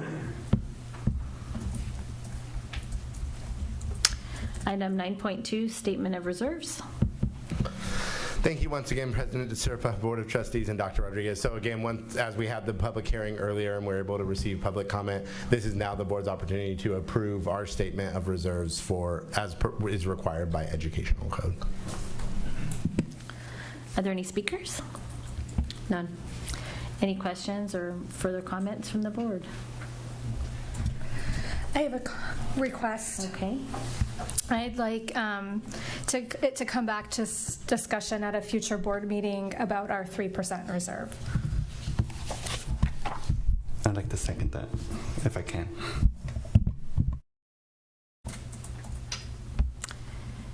So what happens when we're at odds with what PVFT said was a different sum?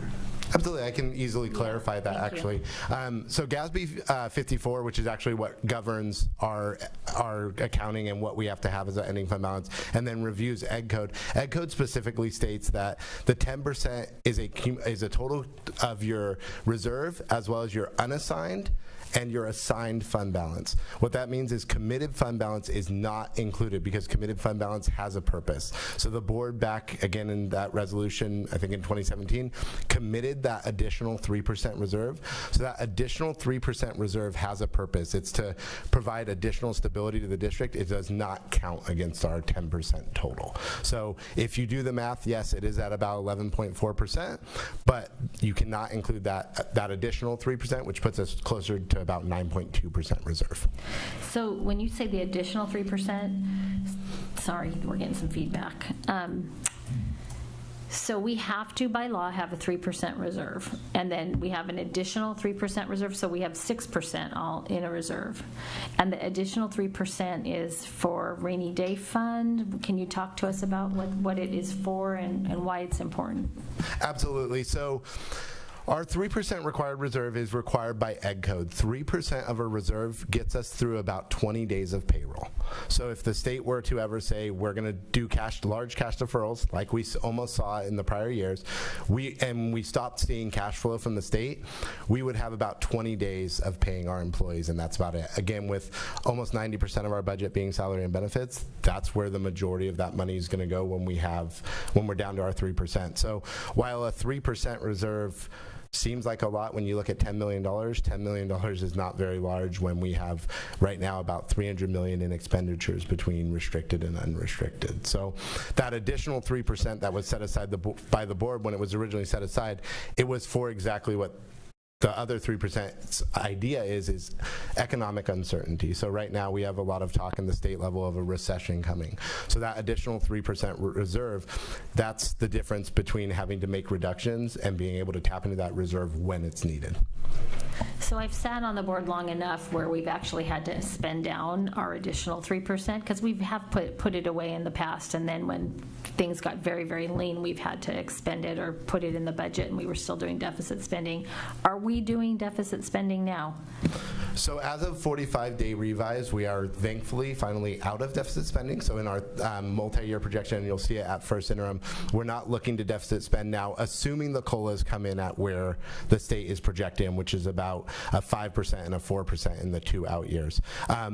We don't end up spending that additional 3%. If we ever were to, I would be in front of you with a resolution asking you to uncommit those funds and to commit them towards payroll or towards salaries or benefits so that the board knows exactly what they're going to. You are correct. In the past, we've projected that it would be spent, and then whether we got an additional COLA or saved some one-time money, we were able to not have to tap into it and actually reduce it. The reason, if you look and see that it's not actually 3%, it's closer to 2%, is when we committed it, it was 3%. Our expenditures have increased since, so our new 3% is actually higher than what we call our additional 3%.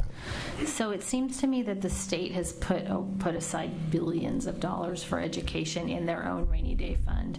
How important is keeping an extra 3% here, given the fact that the state has got so much money in reserve? Yeah, so the state's reserve is similar to what their state's reserve was back in 1920.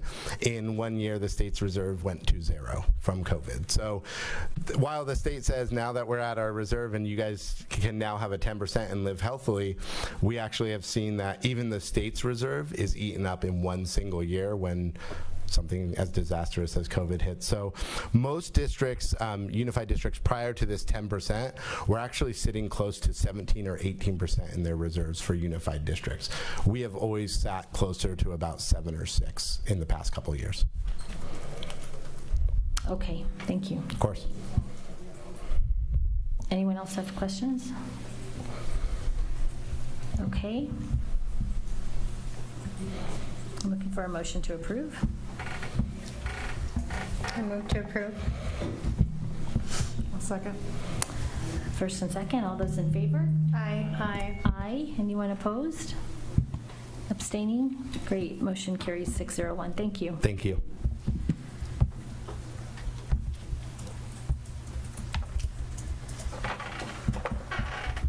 Item 9.3, classroom supplies for certificated staff.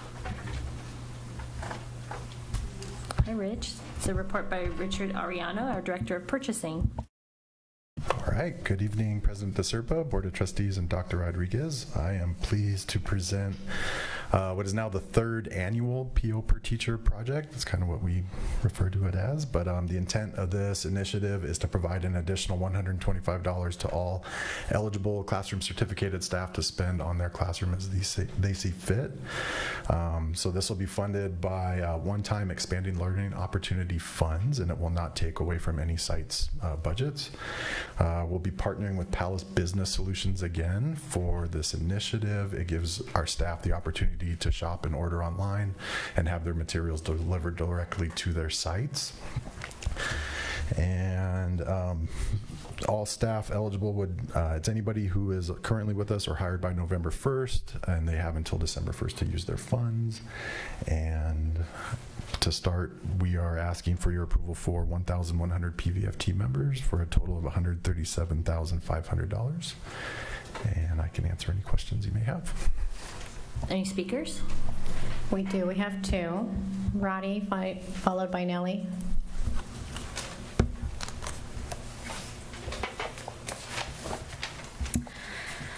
Good evening again, Board of Trustees and Dr. Rodriguez. I'm really glad to see the district reinstating the $125 for classroom teacher supplies. We all know that teachers spend much larger sums on their classrooms out of their own pocket, so this is a small mitigating piece that helps them get those much needed supplies. However, I'm a little disheartened to see The rest of our unit that has been excluded from this purchasing, and that would be our itinerants, our psychologists, our SLPs, our program specialists, our counselors, our nurses, and our TOSAs. And I don't represent administrators, but they're excluded as well, because every single person that we represent spends money out of their pocket ensuring that our students are successful, whatever position they may be in.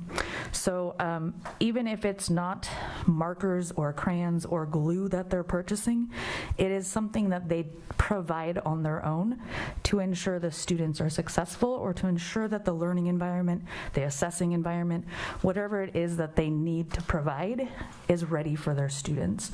So thank you for bringing this back for our teaching staff. I hope that we can include the others in the future. Thanks. Thank you.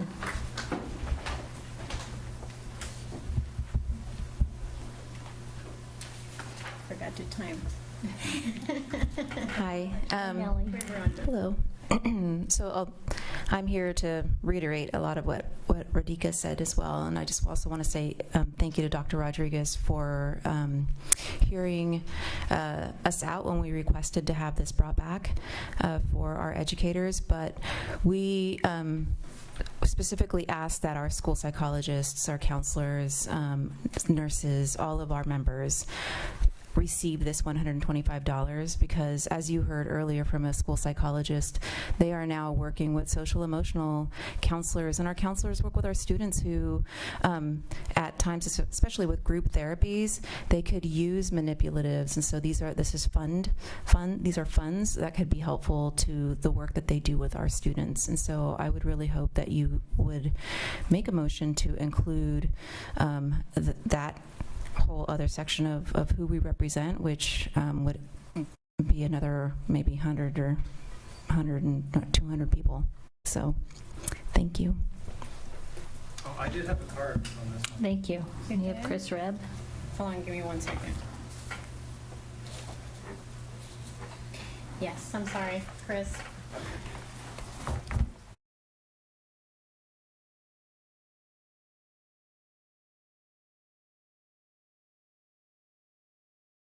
I want to thank PVUSD for, again, supporting teachers and students annually with this item. This really helps to me personally to maintain high classroom expectations and circumvent the occasional student excuse that they might have for not coming prepared to class. I can easily run to my supply and kind of nix any kind of excuse. So that's very helpful for me. I just have one request with this. When we first did this, we allowed teachers to go into the store itself to peruse and get the resources that way. And compared to last year when we weren't able to do that, I preferred it the other way for me, just because there was a wider selection of like folders and stuff. And the reason that's helpful for me is because sometimes I'm having to like coax students into using certain resources, and if I have things that they maybe think are cool and not just more generic, they're more likely to use it, and that has benefits not just in my class but for other classes too. And then the other thing is, I've noticed that some of the stuff that's available online, a lot of times it's things that are really similar to what I can get in the office supply closet. So that's my request, is to be able to go back to in-person for those who wish. Thank you. Thank you. Okay, any comments or questions from the board? I do have a couple questions, just to address some of the ideas that were brought up.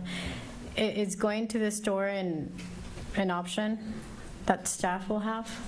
So Palace unfortunately doesn't have a retail store anymore. That's right. They've shifted to just the online service.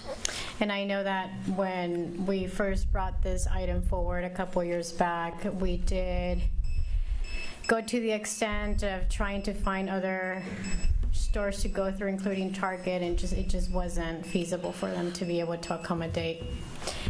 Right. So Palace is truly a like a partner vendor for us. They do a tremendous amount of work to make this happen on their side for us. We're able to use kind of a shortcut to create a PO per site, and then we use an employee ID number to make that PO number unique, but it's still 1,100 unique POs on Palace's side that they need to input, and then they do a great job of helping us audit the kinds of items that are ordered. I mean, we put very few limitations on what can be ordered on these items, and if they're justified, we always accommodate and let the staff order them if they have a great reason to order things like things that we don't always allow. But they work very closely with us to make sure that everything goes very smoothly and that the most items are available throughout this whole initiative. And just another important point, they also do not sell anything that we legally cannot use public funds for. So that was another reason why, for instance, Target was not an option, because they sell things like alcohol. I'm not saying people would do it, but they sell things such as alcohol that would not be permissible. And so through Palace, they don't really sell anything that we cannot use public funds for. Yeah. So just going back to the comment about the positions that we are excluding. So I've been through my share of, through my son, their share of evaluations and with the psychologists and their SLPs, and it seems like they require a significant amount of materials. So I would like, if we are not able to amend this tonight, bring a future item to ensure that those positions are included. Would that be possible? So I just want to give you some information on that. So for example, our nurses do receive an additional pot of money, and they have for years. So last year I was told, and Casey can correct me if I'm wrong, but for example, they used that funding, they used a pot of funding of SELPA funding in order to be able to do ice machine, for example, a small ice machine. So the reason why most of these, they need things that are not from or not available from Palace. So it isn't that we aren't giving them an additional set of money, but it is not this set of money in which they are receiving. And Casey, if you have additional information too.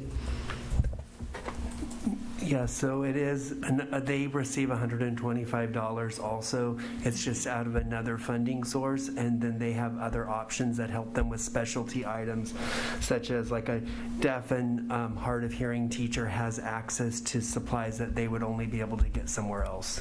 Got it. So they do have an allowance as well, or not? Yes, they do. Got it. Okay. All right. Thank you for that. That's helpful. So with that, I would like to make a motion to approve this item. So just to be clear, I would say the one set, so the people that probably does not include, because I just want to make sure I'm accurate, is probably counselors. I would say would probably not be in that group that would be getting the extra additional funds, because specifically what Casey is referring to is from SELPA. And so when I look at that, the ones that are not included in there probably would be counselors. So I just want to be transparent that they probably would not receive it. Okay. Are there any other questions? I do. Okay, Jen Shocker. So, Dr. Rodriguez, going to your point about the counselors, does that include the psychologist also, or are they covered through SELPA? They're covered through SELPA. The psychologists are covered through SELPA, and then the nurses have their own separate fund? That's what you were saying, correct? Yes. Okay. So what I'd like to do is ask Maria to amend her motion to include counselors, and I'd also like to bring this back for next semester to have another $125 considered for supplies, especially with inflation and the way things are going. And we know that our teachers and our staff puts a lot of effort and time into their classrooms to make it likable and students wanting to be there. So that is my request. Thank you. So I feel like Maria Roscoe, this had been your idea some time ago. So thank you for bringing this forward when you did. where did we pick the number 125? That's such a weird number. That doesn't really buy that much, and we've got a bunch of one-time money, so I'm just wondering why we haven't sort of amended that just from the get-go. Do you want to take that one? I mean, 125, that just doesn't seem like a whole, like it buys very much, honestly. So back in the time when we originally did the 125, it was when we had some pretty lean times. And so it was, the 125 was building up to a number that we felt like we could fiscally support. So that was why it was the 125 at the time. I think we heard the request from Jennifer Shocker, and we can definitely bring it back. I will say that what percentage of teachers generally use this? Or PVFT members use it? I have that right here. So last year as a district, we spent 72% of the funding that was allocated. So 103,000 out of the 143,000 or so that was allocated was spent.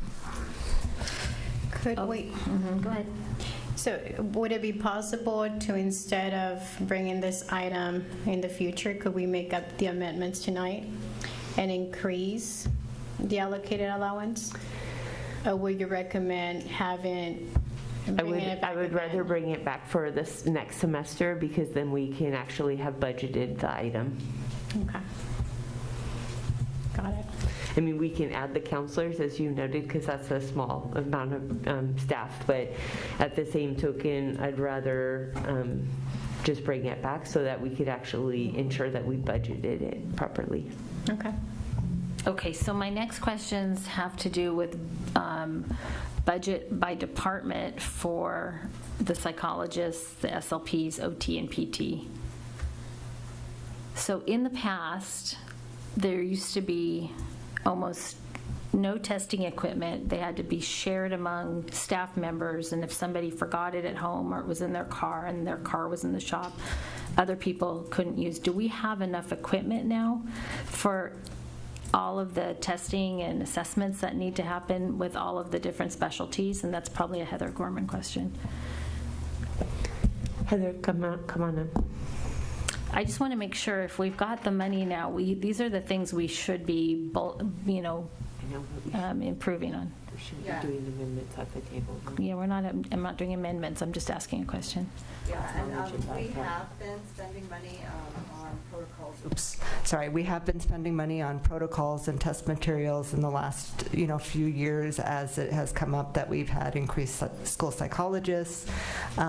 We do that on a yearly basis now to make sure that we have what they need to make sure that they're testing. There is some sharing that happens, but not to the extent that we used to have, like one kit and 5 or 6 school psychologists sharing those kits. We have been building our supplies Your for them. libraries for that. Okay, good. That's what I'm hoping. That's what I was hoping to hear. Thank you for coming up. Yes. And then my next question has to do with our science labs, because that's one of my most important things. And our science labs are robustly stocked with everything that they need at this point. I'm a little concerned that we're going off of agendized item. I don't believe that this would be included in an agendized item. Couldn't the teacher of a science lab use that 125 for their own supplies? I'm trying to figure out if by department we actually have budgeted money for the supplies that they need. Yeah, we do. It's in our LCAP, but you're the president, but I just caution you that you're going off of agenda. Okay. Can you just answer the question? We do have money for science labs, et cetera? We've totally stocked them. Okay, great. Okay. So I think we have a motion. So actually, I need to amend it. So I'll make a motion to approve this item with only one modification, which will be to include counselors as part of the folks who will be benefiting from this stipend, and bringing this item back next semester for potential approval of additional funding. Anyone want a second? Second. All those in favor? Aye. Aye. Anyone opposed or abstaining? Motion carries 601. Thank you.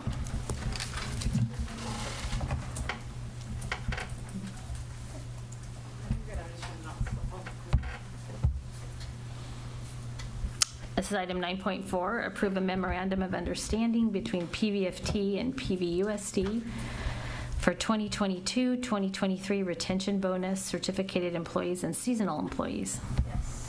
Thank you, President DeSerpa, Board of Trustees, and Dr. Rodriguez. Before you tonight are two MOUs that we have worked with PVFT on for a retention bonus for all of their members, and then there's the seasonal members, which is a slightly different timeline just because of the season in which they work.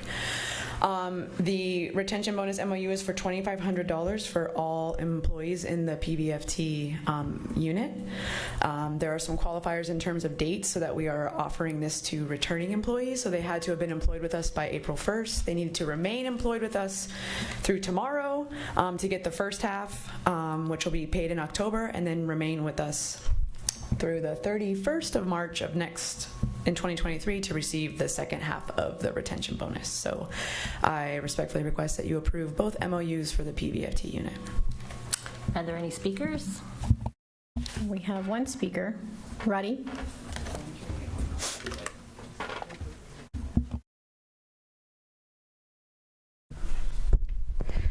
Hello, everybody. Again, I do want to say thank you to PVUSD. We believe wholeheartedly that our staff deserve a bonus for sticking it out after a really, really rough last year and continuing to be in classrooms and serve students in whatever capacity they are doing.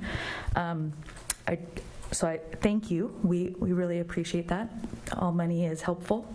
However, we do know that bonuses don't cover cost of increases in living, and they don't always keep people here in the long term. So I know we have some specifically set parameters around that to receive the full amount, but we're also looking forward to working to get something on salary because we really feel like that is the best way to get and keep our wonderful staff.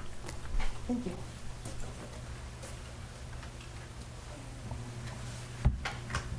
Is that it? That was it. Okay, any questions from the board? I'd like to make a motion to approve this item. A second. All those in favor? Aye. Aye. Anyone opposed or abstaining? Motion carries 601. Trustee Acosta absent.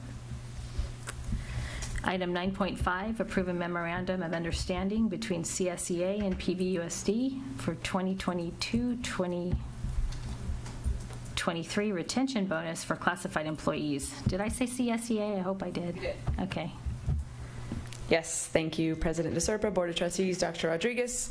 I'm here to present essentially the exact same MOU for our CSEA members. So it's the same bonus with the same qualifications. It's also still $2,500. So we would like to honor the hard work of our CSEA members as well and provide them with a $2,500 retention bonus utilizing the same dates as I presented previously, employed with us through starting April 1st of 2022 through tomorrow for the first half, and then maintaining with us through March 31st of 23 for the second half.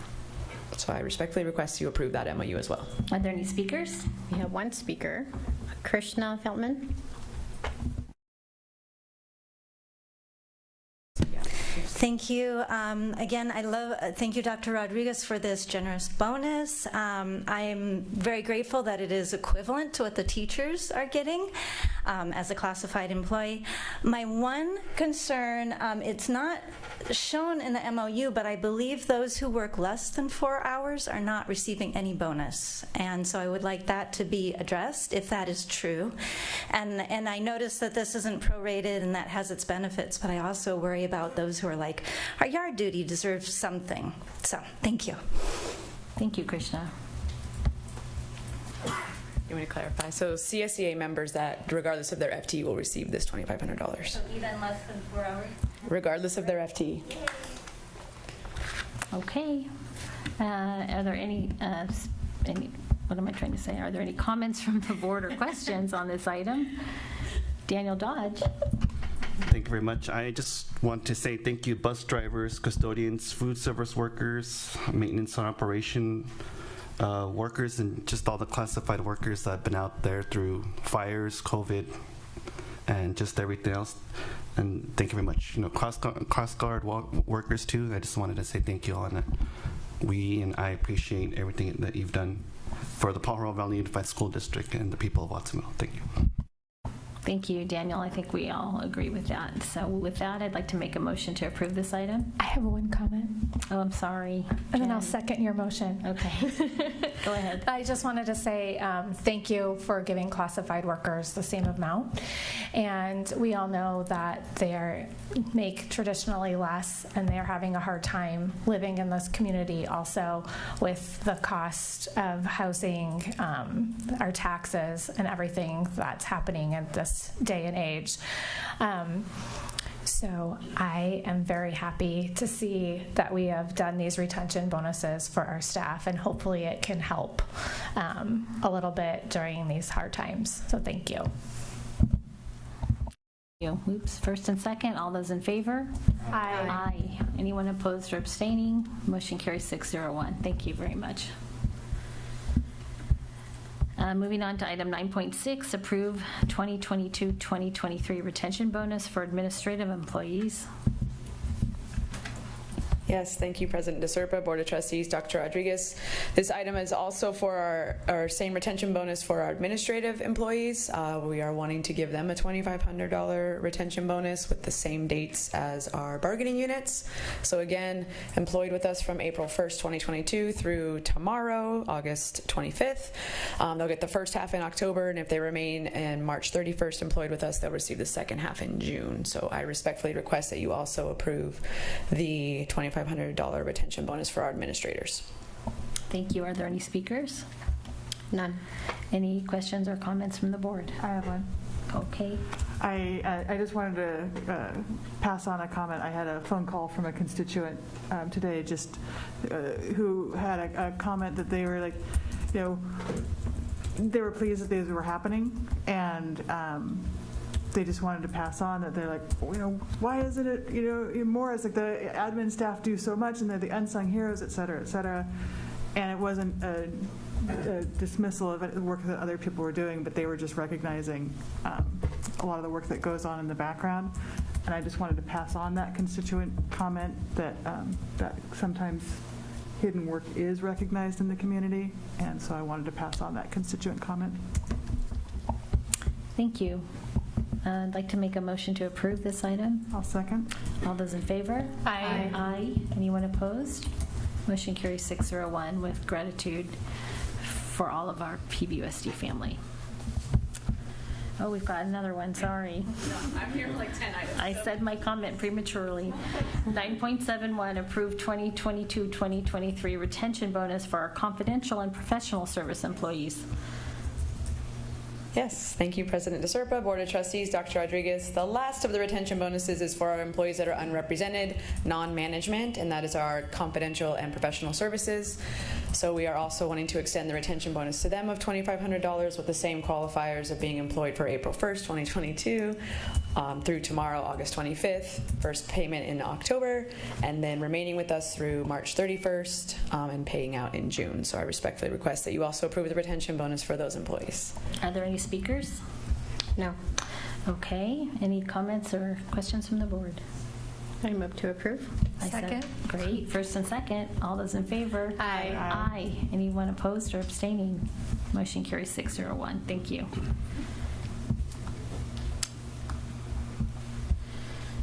Okay. Item 9.8, approve a memorandum of understanding between PVUSD and PVFT, a 2022-2023 signing bonus for classroom teachers at impacted school sites, school nurses, SLPs, psychologists, and seasonal employees in MSHS and BVCC. Yes, thank you, President DeSerpa, Board of Trustees, Dr. Rodriguez. Before you are 3 different signing bonuses we'd like to have approved tonight. As you did hear from our PRVAM presentation earlier, we've hired over 300 employees. We do still have a few impacted sites that we'd like to extend the signing bonus that we approved, or that you all approved in March through July. And those are so that would be extending the signing bonus, the compounding one for $2,500 for classroom positions, an additional $2,500 for bilingual, and then an additional $2,500 for our high school, Watsonville High. And even more specifically would be also EA Hall, I keep saying Lakeview, EA Hall, Rolling Hills, and Watsonville High. So those are our impacted sites that still need some support with filling the vacancies district-wide, and so that's what that signing bonus is addressing. In addition, we're extending the nurse MOU. We previously had the signing bonus for nurses from March to July. We would like to extend that as we still are needing to fill our nursing positions. But we've also extended it to psychologists and SLPs, as their work is equally important in supporting our students with services. So that is there for you tonight. And then the other one is our seasonal program, so Migrant Seasonal Head Start program, as well as the Buena Vista Children's Center, which is also a seasonal program. In order to make sure that we're providing the resources to our families in the community, we'd like to have a signing bonus to recruit and attract employees into those programs so that we can offer full services to our families. So that is a new one for you tonight, that I respectfully request that you approve all of the MOUs for a signing bonus for those employees. Are there any speakers to this item? Yes, we have one. Roddy?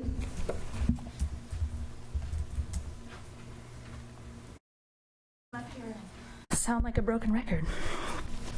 So again, I want to say thank you. We know that signing bonuses do support in attracting people to the district, especially in those hard to fill positions. But I also want to point out, as you heard earlier from one of our teachers at Watsonville High, that this school year, the impact is already being felt and felt widely. I have heard from staff at multiple different sites, not just the ones involved in this signing bonus, although I know those ones are harder hit, that the lack of subs and coverage for absences is really taking a toll already.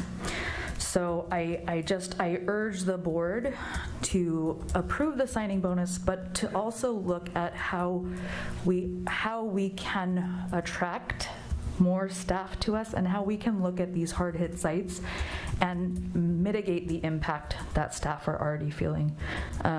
Again, we're only 2 weeks into school and we don't want the burnout like we had last year. So thank you. Thank you.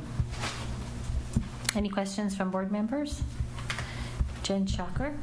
I just have a clarification question. We still have the signing bonuses going on for bus drivers, right? We didn't have to extend that MOU, or do we need to? We did. We don't have a signing bonus? We didn't extend that one, no. Okay. That one sunsetted. Okay, so that's something we should probably look at another time. And I want to also say thank you for doing the bonus to our Migrant Seasonal Head Start program and our Buena Vista Children's Center. I know that those are two areas that are hard hit and often underestimated, so to speak, their impact on the community, and they have a huge impact with our migrant population and taking care of our children. So thank you for including them. Any other comments or questions? Okay. I move to approve. I'll second. All those in favor? Aye. Anyone opposed? Motion carries 601. Thank you. Item 9.9, approve a memorandum of understanding between PVUSD and CWA for a temporary increase to long-term substitute pay rates. Yes, thank you, President DeSerpa, Board of Trustees, Dr. Rodriguez. We have a extension of our MOU that we had last year to increase the long-term sub rate from $200 a day to $240 a day. We feel that that'll help mitigate the lack of interest in taking long-term positions. At our hard-hit schools that we just talked about with the signing bonus, we have 4 uncovered positions of the vacancies, so I think this will help knock that out and get those fully covered so that staff aren't having to use their prep time for that. So I just request that you please approve the extension of the MOU to increase the daily rate from $200 to $240. Thank you. Are there any speakers? No speakers to this item. Okay. Looking for a motion? I move to approve. I have a question. Okay, Jen Shocker. Sorry. This MOU expires on December 16th, 2022. Is there a reason we didn't extend it to the end of the school year? Yes, because I think we're going to fill all of our vacancies and don't need the extra all the way through the whole entire school year. So we're taking it semester by semester. Okay, so if our vacancies aren't filled prior to next semester, I'd like to see this come back. Thank you. And I will second who's ever made that motion. Okay, we have first and second. All those in favor? Aye. Anyone opposed or abstaining? Motion carries 601. Thank you.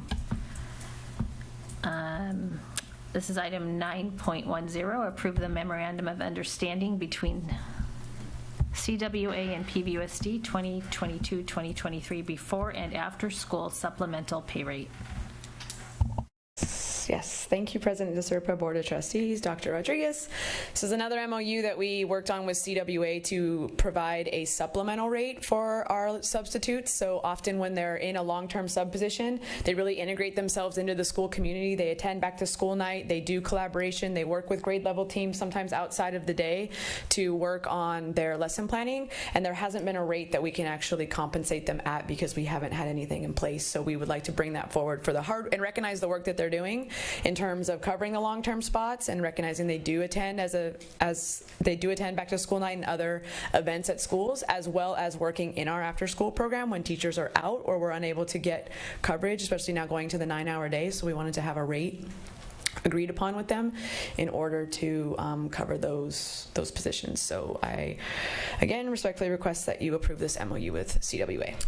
And just for the people who might be viewing this from home, what is the rate that we are offering? Oh, sorry, $35 an hour. So we'll pay substitute teachers $35 an hour to sub in after school program? If they work in the after school program, yes, and or for example, if they're covering a vacancy and they're going to back to school night as the teacher, we can pay them for their time.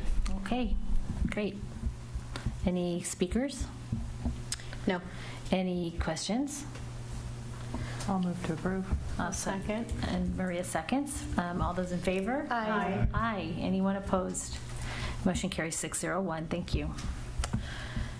Item 9.11, approve a certificated job description and salary schedule for migrant and seasonal Head Start instructional coach. Yep. Thank you, President DeSerpa, Board of Trustees, Dr. Rodriguez. Before you tonight is an amended job description and salary schedule for an instructional coach for the Migrant Seasonal Head Start program. The program director, Angelica Renteria, had a position previously. It had been vacant, and she wanted to kind of upgrade and update the job description to be more current. It also outlines the work that needs to be done with regards to supporting the family child care home specialists and making sure that they're getting support with their setups and their routines and classroom management and all of those kinds of things. So hence why it's also being requested to put on the family child care home specialist salary schedule. It'll also be at the 220 days as well. So I request that you approve the job description and the salary schedule presented tonight. Are there any speakers? No speakers to this item. Question. Yes. So this position is not going to be a split shift position, correct? This is going to be a regular position? Yeah, it's a regular position. Mm-hmm. Thank you. With that, I will make a motion to approve. Daniel? So this is taking a TOSA and making it into a coach, or am I reading that wrong? It's taking the previous job description of TOSA, which is a teacher on special assignment, and technically it's not a teacher that we're taking from somewhere and putting them on a special assignment. It is a position in the district, and so we're trying to retitle them to be an instructional coach because that's what it is. It's not a special assignment. And so we're trying to realign the titles to be more clear about what the work actually is. Oh, I just wanted to mention that because, you know, I've gotten emails saying that if we have TOSAs, they should be helping out in the classrooms. And so I just wanted to... That is the purpose of it, is to help. Just get a little more clarification. Yes, so thank you. Correct. Any other questions? Okay, I have a first. I need a second. I'll second, and I'll just say that I'm very excited about this position. I think it'll be need to have a coach our daycare providers, home providers. I think a lot of our families rely on that service, and it can only improve the quality. So I'm in full support. Great. We have a first, a second. All those in favor? Aye. Aye. Anyone opposed or abstaining? Motion carries 601. Thank you. Item 9.12, approval of intent to apply for bilingual authorization or Spanish waivers.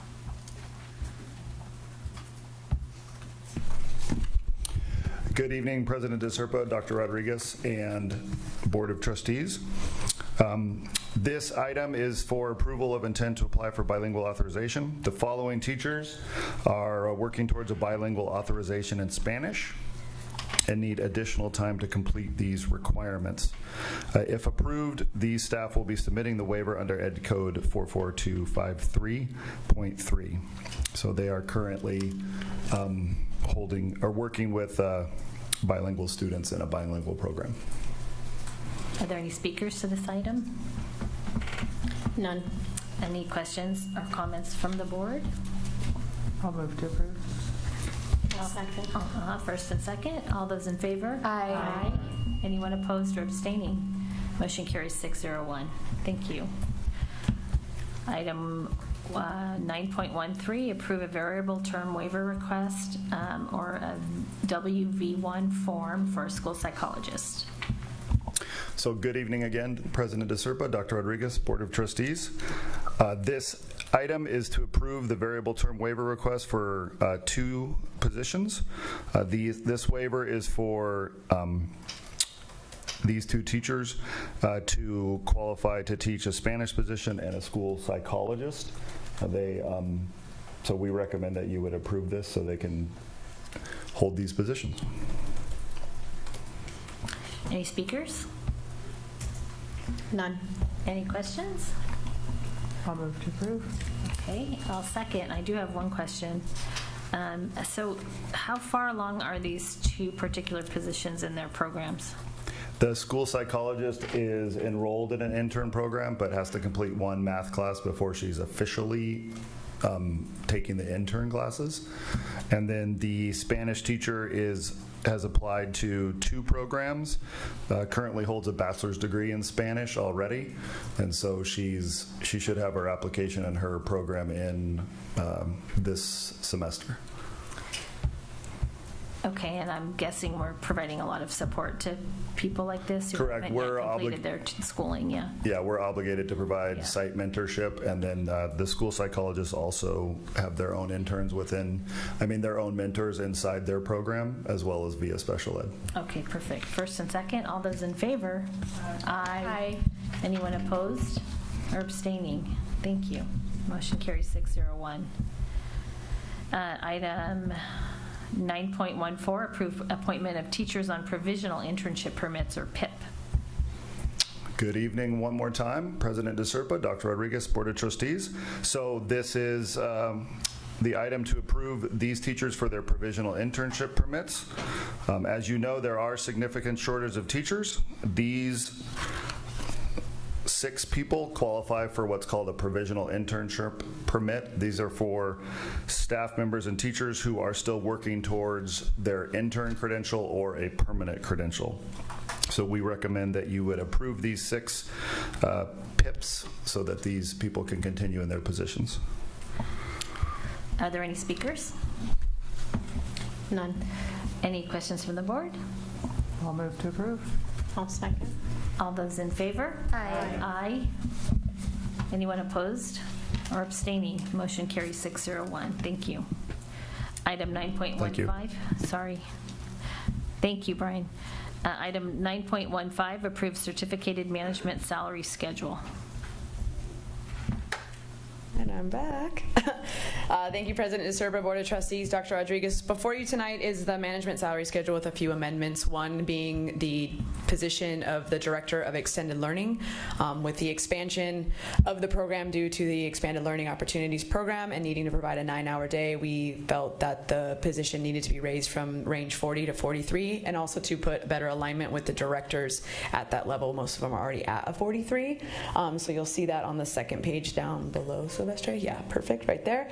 And then always going through our positions and doing audits, we found that our salary schedule didn't match the positions in some of the migrant seasonal Head Start programs. The positions that are highlighted up above, sorry, now I'm going back above, were listed as 205, and they actually are working 215, have been paid for 215. So if we were to get audited by STRS, we need to have matching salary schedules. So we're asking for that to be amended tonight since we were already bringing it. So I request that you please approve the salary schedule for management. Thank you. Are there any speakers? No speakers. Any questions or comments from the board? Just a comment, if that's okay. Yes, please. I just want to say I know that we are not only experiencing problems hiring teachers, but we're also experiencing problems hiring administrators, and we even lost some of our administrators to go back to the classroom. So I think it's important that we start looking at this. This is a very important position with our after-school program and the extensions we've made. So I think that we need to have someone capable in this position. And we also know that Migrant Seasonal Head Start provides a lot of services to our community, so it's important to make sure that we're in alignment with state laws and getting them the proper pay. So with that, I make a motion to approve. I'll second. All those in favor?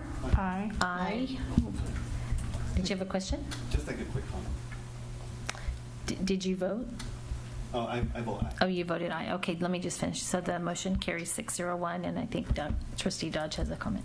I think going along with Trustee Shocker, I think we need to look into paying our administrators and our principals a little bit more.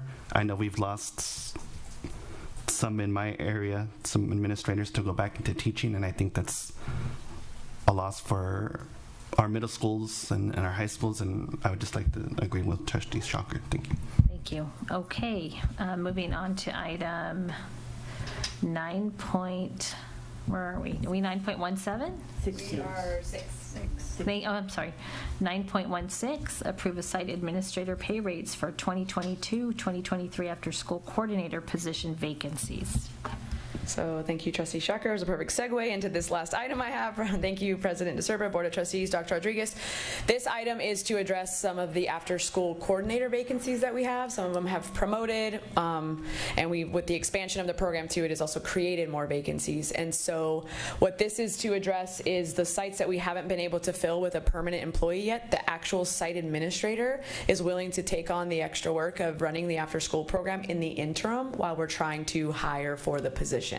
So we're asking that you approve a daily rate of $120 in addition to their salary to cover the after-school program while we either get our community partners on board and running the program, or while we're trying to fill vacancies. So that is what this item is here to address. So I, again, respectfully request that you approve this item. Thank you.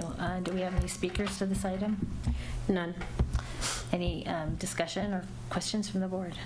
I just want to clarify that we are still actively seeking to fulfill these positions. We're not looking to make our principals and our vice principals permanent administrators of the after-school program. No, that is not the intention. It is to honor the work that they're doing and validate that the work is in addition, that because we have a vacancy, and we're trying to also we have a few retired administrators coming back to fill them, but these are at the few sites that the administrators also, we already have them. If this gets approved, we already have people ready to go, so we'll have everything fully covered in the after school. Thank you very much. I'll make a motion to approve. Thank you. I'll second. Okay, one motion, 2 seconds. All those in favor? Aye. Aye. Anyone opposed? Thank you. Now we're on item 9.17, expanded learning opportunities agreement with Santa Cruz County Parks and Recreation Department for Mar Vista School. Yeah, so as I had mentioned last time, we had all of the other contracts ready. So there were certain schools that already were using community partners in an effort to maintain just consistency for families of staffing. We maintain those. So Mar Vista always had been using Santa Cruz County Parks and Rec, and so this is the agreement with them so that they could continue that program. And so we're asking for approval. Are there any speakers? No speakers to this item. Any comments or questions from the board? I have a clarification question, and I know Trustee Dodge has a question too. Okay. So our slots, is the Parks and Recreation the only one doing the after-school program at Mar Vista? At Mar Vista, yes. Okay, do we have a waiting list at Mar Vista, or are we able to serve the students that need to be served with this number? So we do have a waiting list. We do have some teachers who traditionally had been part of the program, but it's not a 5-day-a-week program, which is the challenge. And so we are working with County Parks and Recs to increase this number, but staffing is a challenge for everyone, including our partners. Okay, thank you. I'll make a motion to approve after Danny's question. Just quickly, this looks like a great program. It looks like fun for the children. Do we have any plans to be able to get this to Watsonville, possibly Monterey County, or? So the partners that we're using within the Watsonville area is our City Parks and Rec program and also YMCA. Those are the two that we're using. We also have been in communication with Boys and Girls Club. They currently don't have the staffing, but they will likely be soon a partner as well when they have the ability to staff. Thank you. I'll second. You'll second.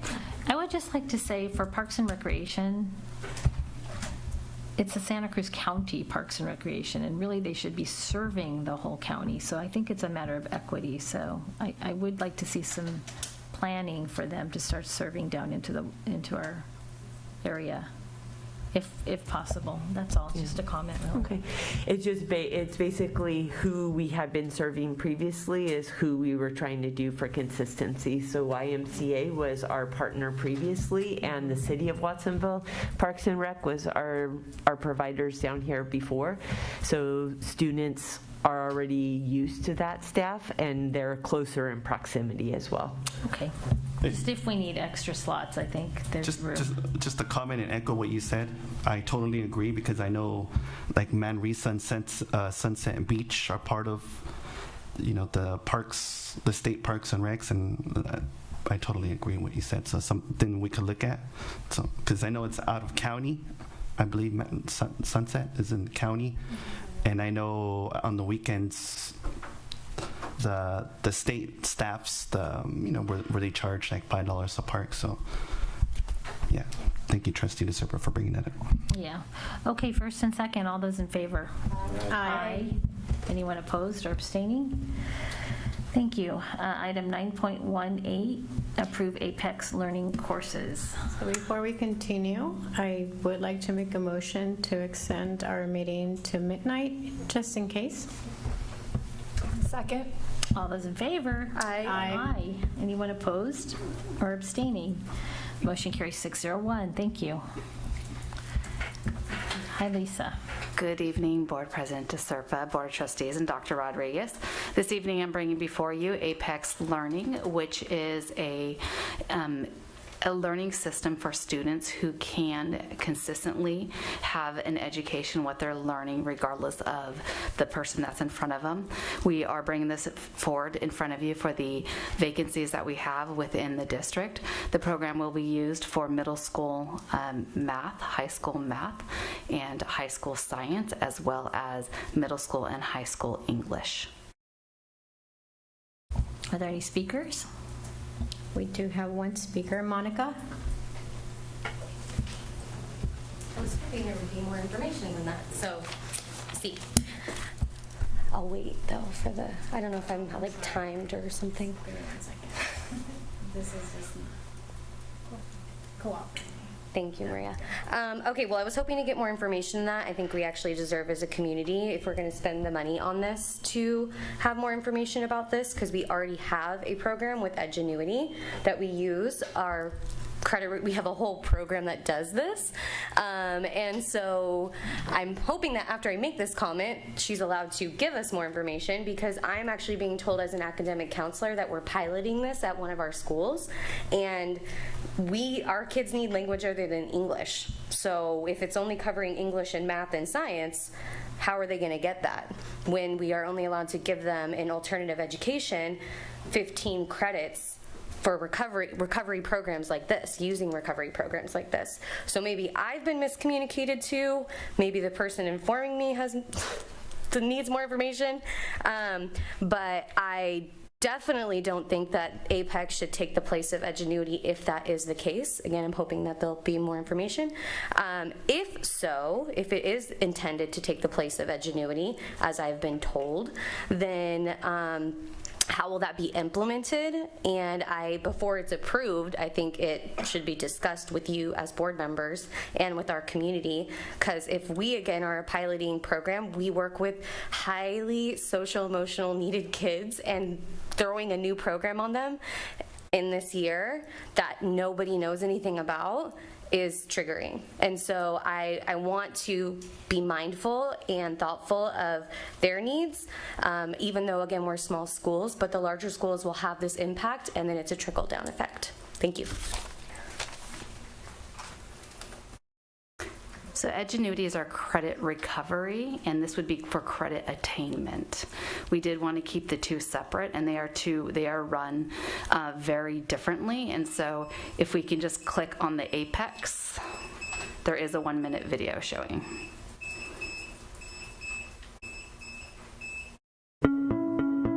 Two students, two different approaches to digital instruction. All is not equal. One instructional approach is to simply have an on-screen teacher deliver a lecture. But by harnessing technology, we can provide students with a much more active experience where they learn not by passively listening, but by actually doing. Rather than being told what they should know, with Apex Learning digital curriculum, students are guided to what they need to know through observing, inquiring, creating, connecting, and confirming, all vital steps in the learning process. This approach is proven to increase graduation rates, decrease dropout rates, and improve student achievement. Because when students learn by doing, they develop a deeper level of understanding. Learning by doing. Proven to increase outcomes. So when we were looking for alternatives for the current vacancies that we had, we did not want to use our credit recovery program. We looked for a program that was engaging, that we can have students where it is separate, and so that they don't get mixed together. It does also have language other than English. If we have vacancies, we have those. We currently have the licenses for the students that do not have a teacher sitting in front of them. Thank you. That was helpful. Are there any questions from the board or discussion? Question? Uh-huh. Lisa, can you explain the difference, because the public doesn't know the difference between credit recovery and credit attainment? Yes, of course. So our students who are in credit recovery are usually our high school students who are behind in credits towards graduation.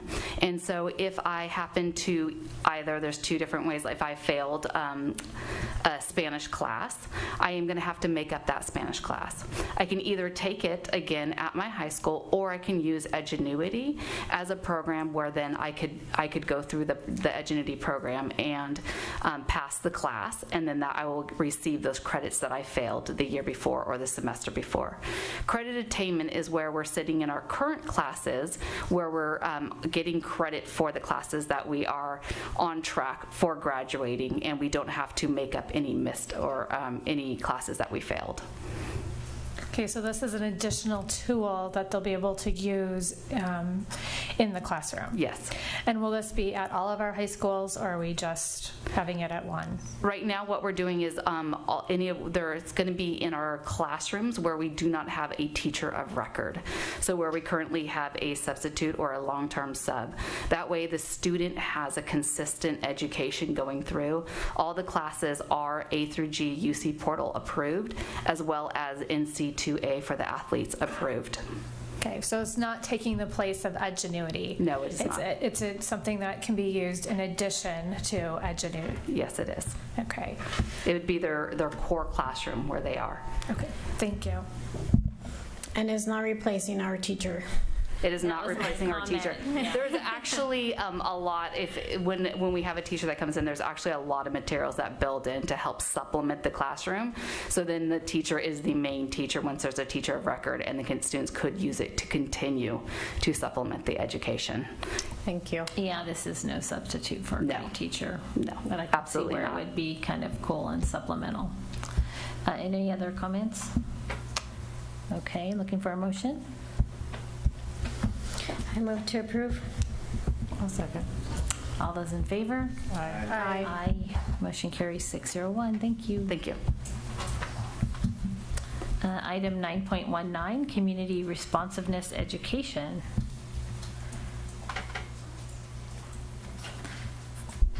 It's a report by Claudia Manjares. Hi. Our Director of Ethnic Studies. Yep. And Language Arts and History. Yeah, thank you. I wasn't sure what those acronyms meant. Yep. Okay, so good evening, President DeSerpa, Board, Dr. Rodriguez. So I'm bringing forward today the a partnership with Community Responsive Education. Is this on? No. Just a second. Click. Okay.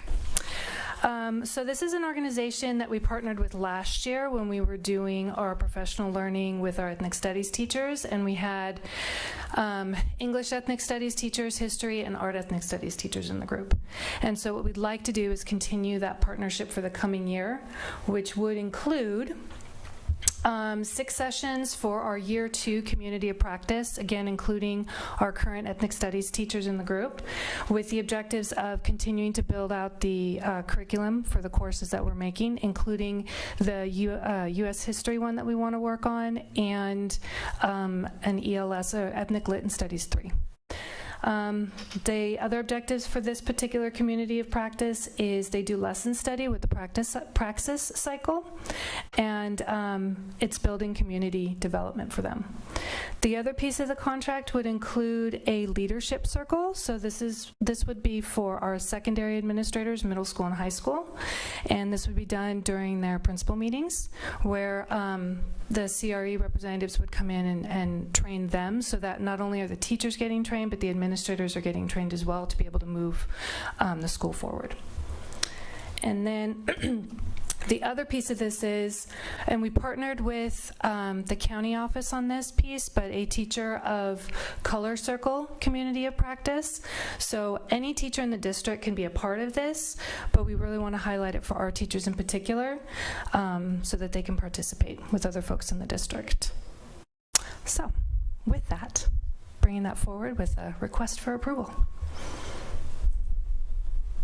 Are there any speakers? We have no speakers. Any discussion or questions from the board members? Yes. Jen Schafer? Yes. I just want to say I know that you've been working very hard on our ethnic studies program, and that you've had support from such amazing people like Marsha Hasamoto and Watsonville of the Heart. So I think that you're moving forward in the right direction, and I'm excited to see what you come up with. And thank you for including our teachers in this process, because they have a lot to say. Yes. Yes, and I think working with the community brings other perspectives and other things that we might miss. So I would like to make a motion to approve. Thank you. Any other comments or discussion? We have a motion on the floor. I'll second. Second, okay. Just quickly, is this a requirement from the state that we provide this type of service? The training piece, no, that part's not a requirement. Having students take a minimum of 1 semester of ethnic studies, yes. Right, so we were way out in front of the state's Yes. requirement for that. That's why this is curious to me, why we're doing this now. Why are we doing this now? Because the program has gotten large enough across multiple content areas that we need to make sure that all of our teachers are speaking the same language as we're moving forward. Because the smaller group that we originally started with already came with the base, but now that it's expanding out, like last year we had 17 teachers. So up from 3 to 17. So we had created our own curriculums, different from like what maybe the state has recommended, or? Correct. We were looking at that as guidance, but yes, we did build our own. But we So also, because this is like a prefabbed program, so what about our own curriculums that we've created, right? This is the training. It's not necessarily a program. This is the training, so they're understanding how to build ethnic studies lessons. They're working on pedagogy, like the belief system and the language and how, the type of activities that they do. It's not a program. Yeah, I know. I didn't mean that exactly. I just meant it's a program of people, of thinkers that are going to come in and tell us that we already created. So that's why it'll, yeah. They just help us beef it up. Okay. Yeah. I think we have a first and second, right? I can't remember anymore. I'm too tired. Yes. Okay. All those in favor? Hold on. I have Oh, sorry. There's more comments. You guys need to speak up. I thought we were done. Okay. Ms. Roscoe. So just to understand, it's really not a program. It's just providing that additional professional development as we continue to expand this program, which has been beneficial, not only, I think, for teachers, staff, and students, but even when we look at students taking these courses, they are performing far better than students who are not. So we're seeing the impact, and I think it's great to see that it's finally, expanding, and I'm just excited to see where it goes. Growth academically, and also with them finding their voice. That's right. That's another thing we've noticed a lot more. Yep. So I'm in full support. Okay. Jen Shocker? No comments? Okay, I think we're done. A first and a second. All those in favor? Aye. Anyone opposed? Thank you. Motion carries 601. Thank you. Okay, 9.20, approve PVUSD First 5 MOU for Triple P parent classes. Mr. Van Slyder. Good evening, Board President DeSerpa, Board Trustees, Dr. Rodriguez, and PVUSD community. I'll be presenting our MOU with First 5 for your consideration. To consider services to the students of PVUSD, we would like to partner with First 5 of Santa Cruz County to offer parent classes and workshops at the Family Engagement and Wellness Center. First 5 will agree to provide these classes and workshops at the Wellness Center throughout the school year, and will also offer one-on-one support to identified PVUSD families. There will be no transfer of funds between PVUSD and First 5. And the classes that were identified were based on engagement survey from last year. And I just want to highlight some of the things that the parents had requested. Information about cyberbullying and how to talk to children about it.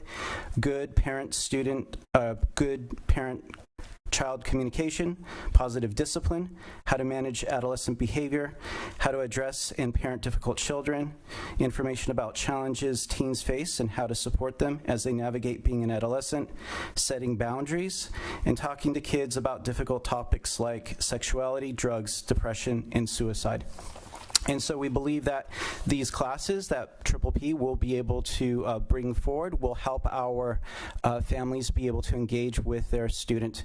And more importantly, it continues our lift of the whole student, whole parent, family, and community. And with that, I respectfully ask for your approval. Are there any speakers? None. Any questions from board members? Jennifer Shocker. Thank you, Trustee DeSerpa. I think this is great. I think this is something that we needed at the Wellness Center. I'd also like to suggest reaching out to Positive Discipline Community Resources, Stephanie Barron-Liu. They also have a Mesteco translator, so it's something that we can also use to service families in need. They do have a different set of classes too, so it's nice to have another addition to keep all of our wonderful things happening at our Wellness Center. That's great. I appreciate that. And we will be, I'm actually working with them right now as we speak. Yes. Perfect. Yep. Thank you. I'd like to move to approve. Second. All those in favor? Aye. Aye. Anyone opposed? Motion carries 601. Thank you. Thank you.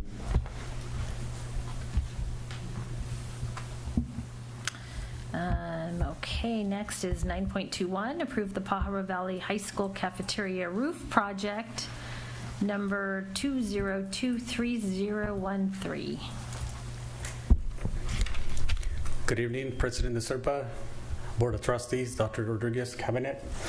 My name is Arino Fernandez, Director of Maintenance, and I'm here to ask the approval for this Pajaro Valley High School cafeteria roofing project. On July 22nd, the district advertised the project. There was a mandatory bid walk that was held on August 2nd. One contractor was present. On the 16th of August, we received a sealed bid from MC McDonald's Roofing Inc. for the amount of $176,760. I'm asking your approval so we could continue with the proper documents so we could go into contract with MC McDonald's Roofing Inc. for the roofing project at PV High cafeteria. Thank you. Are there any speakers to this item? None. Do we have any questions or comments from the board? Ms. Trustee Shocker?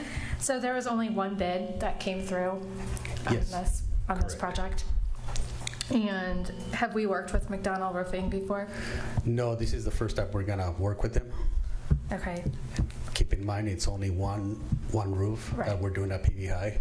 Yeah, it's just the cafeteria. Just the cafeteria, Right. yeah. And I know there's been some problems there, so. Yeah. I'll make a motion to approve. Yeah. Trustee Soto? Early, so they're going to overlay that existing foam roof, or what are they going to do, tear off and re-roof?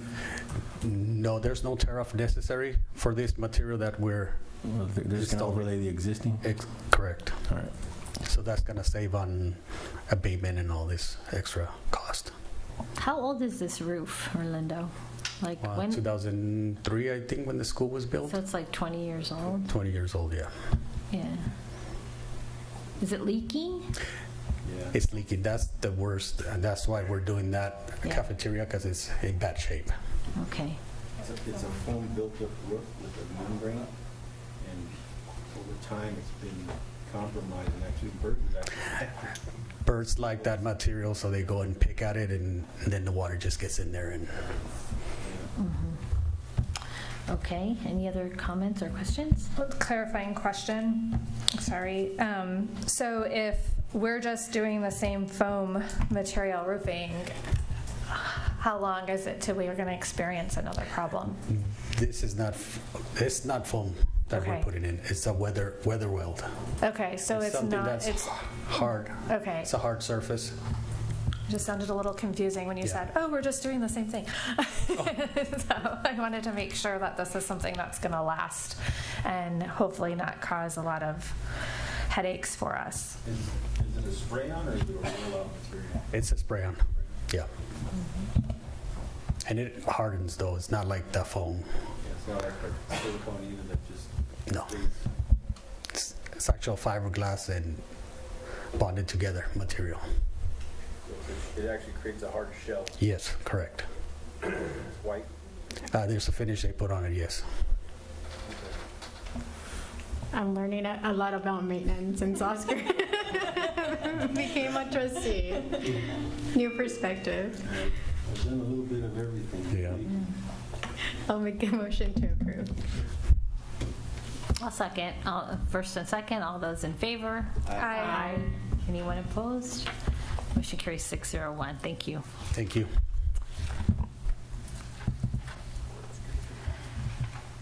And last but not least on the action items is item 9.22, our superintendent's contract. So yearly, the Board of Trustees evaluates the superintendent of schools. The evaluation process for the past 5 years has included a special board study session where the superintendent presents a summary of all her accomplishments, opportunities, and challenges in the past school year and next steps for the upcoming school year. In an effort to be transparent and demonstrate the level of accountability of all employees, The superintendent has elected to have the presentation open to public viewing. Following the evaluation process, the Board of Trustees may update the superintendent's contract. The contract will be extended by an additional year for a total of 4 years. There are no changes in salary, benefits, or total compensation. And as in previous years, the superintendent requests to receive an increase in salary only at the time when staff receives a negotiated increase. So Dr. Rodriguez, would you like to make your presentation? I wasn't planning. Oh, you weren't? I'm sorry. I thought you were. Okay. No, it's but an you make hour and a half presentation. But it's available here, Yeah. right? In back. Yeah, so it's available for people. I will say that during my conversations, during my conversations with the superintendent, I do portions of the information that was provided. But yeah, it took me about an hour and a half during closed session, so I don't plan on presenting it. But it is available and online for people to see. Are there any speakers? Item. We have no speakers to this item. Okay. Do we have any comments from board members? Jen Holm? Just for the members of the public, that I highly encourage looking at that presentation. There's a lot of, just looking at what has gone through in the last few years. It's worth noting. And thank you. And if I may, and just for the public, the evaluation does not only involve a presentation from the superintendent. Each board member evaluates a section, all sections actually. So all board members have a say in changes to contract, her evaluation, has the opportunity to ask questions, and also recommendations for areas of growth in the future. So it's not something that we take lightly. So when I first came on the board 12 years ago, there was not an evaluation process in place for our superintendent. So I was the first sitting board member to evaluate a superintendent, and we've been doing it ever since. The thing that's different with Dr. Rodriguez is that she makes a presentation that it'll truly knock your socks off. And I think that sets her apart from her colleagues. One of the couple of highlights that I'd like to point out is that even during the pandemic, our kids continued to make achievement growth. I took a couple of notes. During the 2 years of COVID, we really had no drop-off in academic achievement, and we were one of the few districts in California and indeed nationwide to hold that result. And thank you, Dr. Rodriguez, and thank you for your leadership and for our teachers and staff who made all of that happen. The pivoting that you did during the COVID time, the pivoting that you helped to lead for our district was amazing. And I know we've already said that in the past couple of years, but it still remains important to me to say it again, because we're still seeing the outcomes that you've helped to create. In 2012, our district ranked 12th in the state in terms of our achievement. In 2019, it had risen to 50% under your leadership. Our literacy scores have gone up 63% under your leadership for the first time ever in this district's history.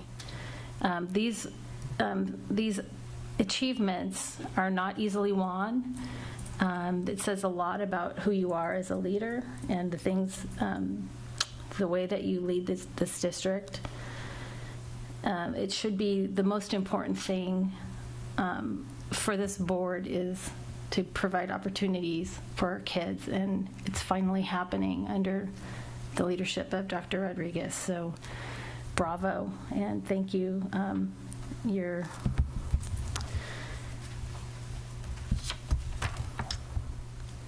You have clear vision. You are an instructional leader. One of the things that we really appreciate about you is that you're on the campuses seeing what's going on in the classrooms. That never happened before you came here. You're an effective communicator. Your Ask Dr. Rodriguez questions and answers are really, really important to our staff and community. You're an excellent manager. You're a mentor and role model. You're a good listener and collaborator with our community. You're flexible and innovative. And we really appreciate you being part of the think tanks and the extra professional development that you do so that you can rub elbows with other people doing amazing things throughout the nation. And we are really lucky to have you. So I am very pleased to extend your contract by another year. Given everything that you've achieved, we had hoped to give you more of a raise because other superintendents in our area are making much more than you are, and you have rejected that.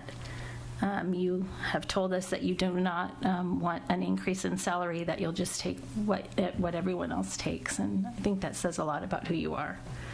So anyway, thank you very much. Thank you. You get an A. Can I say something? Yeah. I just want to say that, I think that it's important to have an evaluation process in place and to sit down as a board and talk with our superintendent so that we're able to also give feedback and suggest goals and have her listen to what our perspectives are and what we think the direction the district's going and things that we might have concerns about or things that we need to change.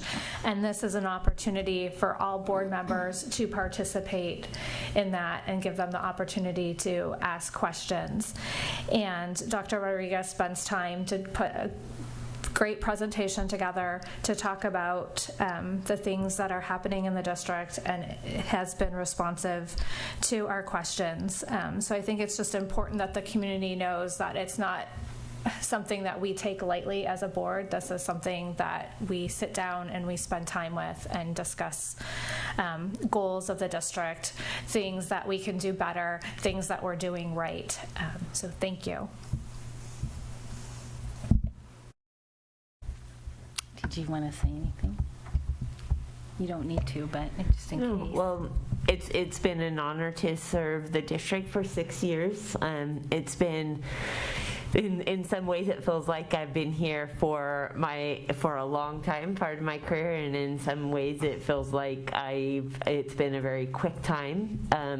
So as the Maya Foundation always has a celebration for me for my anniversary, and like I told them today, I have the same intensity, energy, and desire to move Watsonville, PVUSD, Aptos forward that I did 6 years ago. So I know that we do good work. Like we've been saying this year, it's hard work, but it's also the heart's work.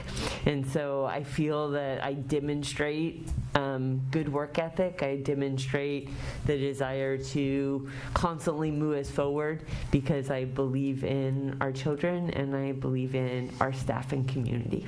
So thank you. Thank you. So this is an action item. I'm looking for a motion to approve. I move to approve. Second. All those in favor? Aye. Aye. Anyone opposed or abstaining?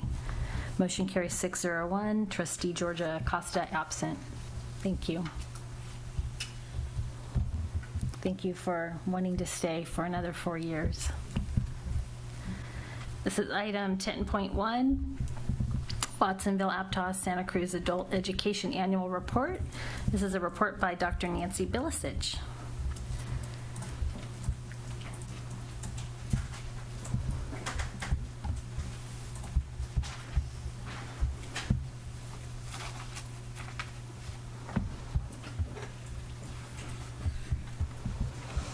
I can't believe it's finally time. Sorry, 10:05. Oh my goodness, well, it's still early. It is actually still early. We're good. Par for the course for Pajaro Valley. So, this is our, is this on? No. No? Now it is.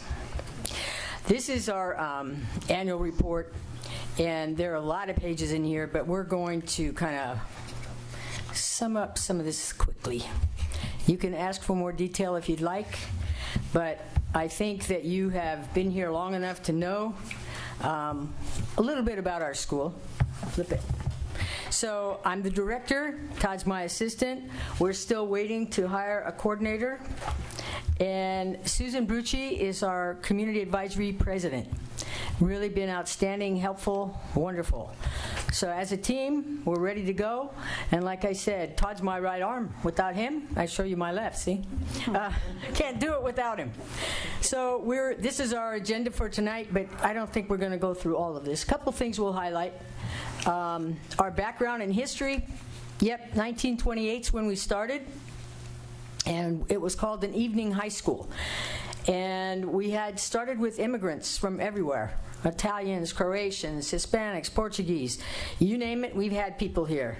The Chinese, the Latinx, the Hispanics, we've had everyone come into our school. And it's just been a wonderful time because our communities evolved, the schools evolved.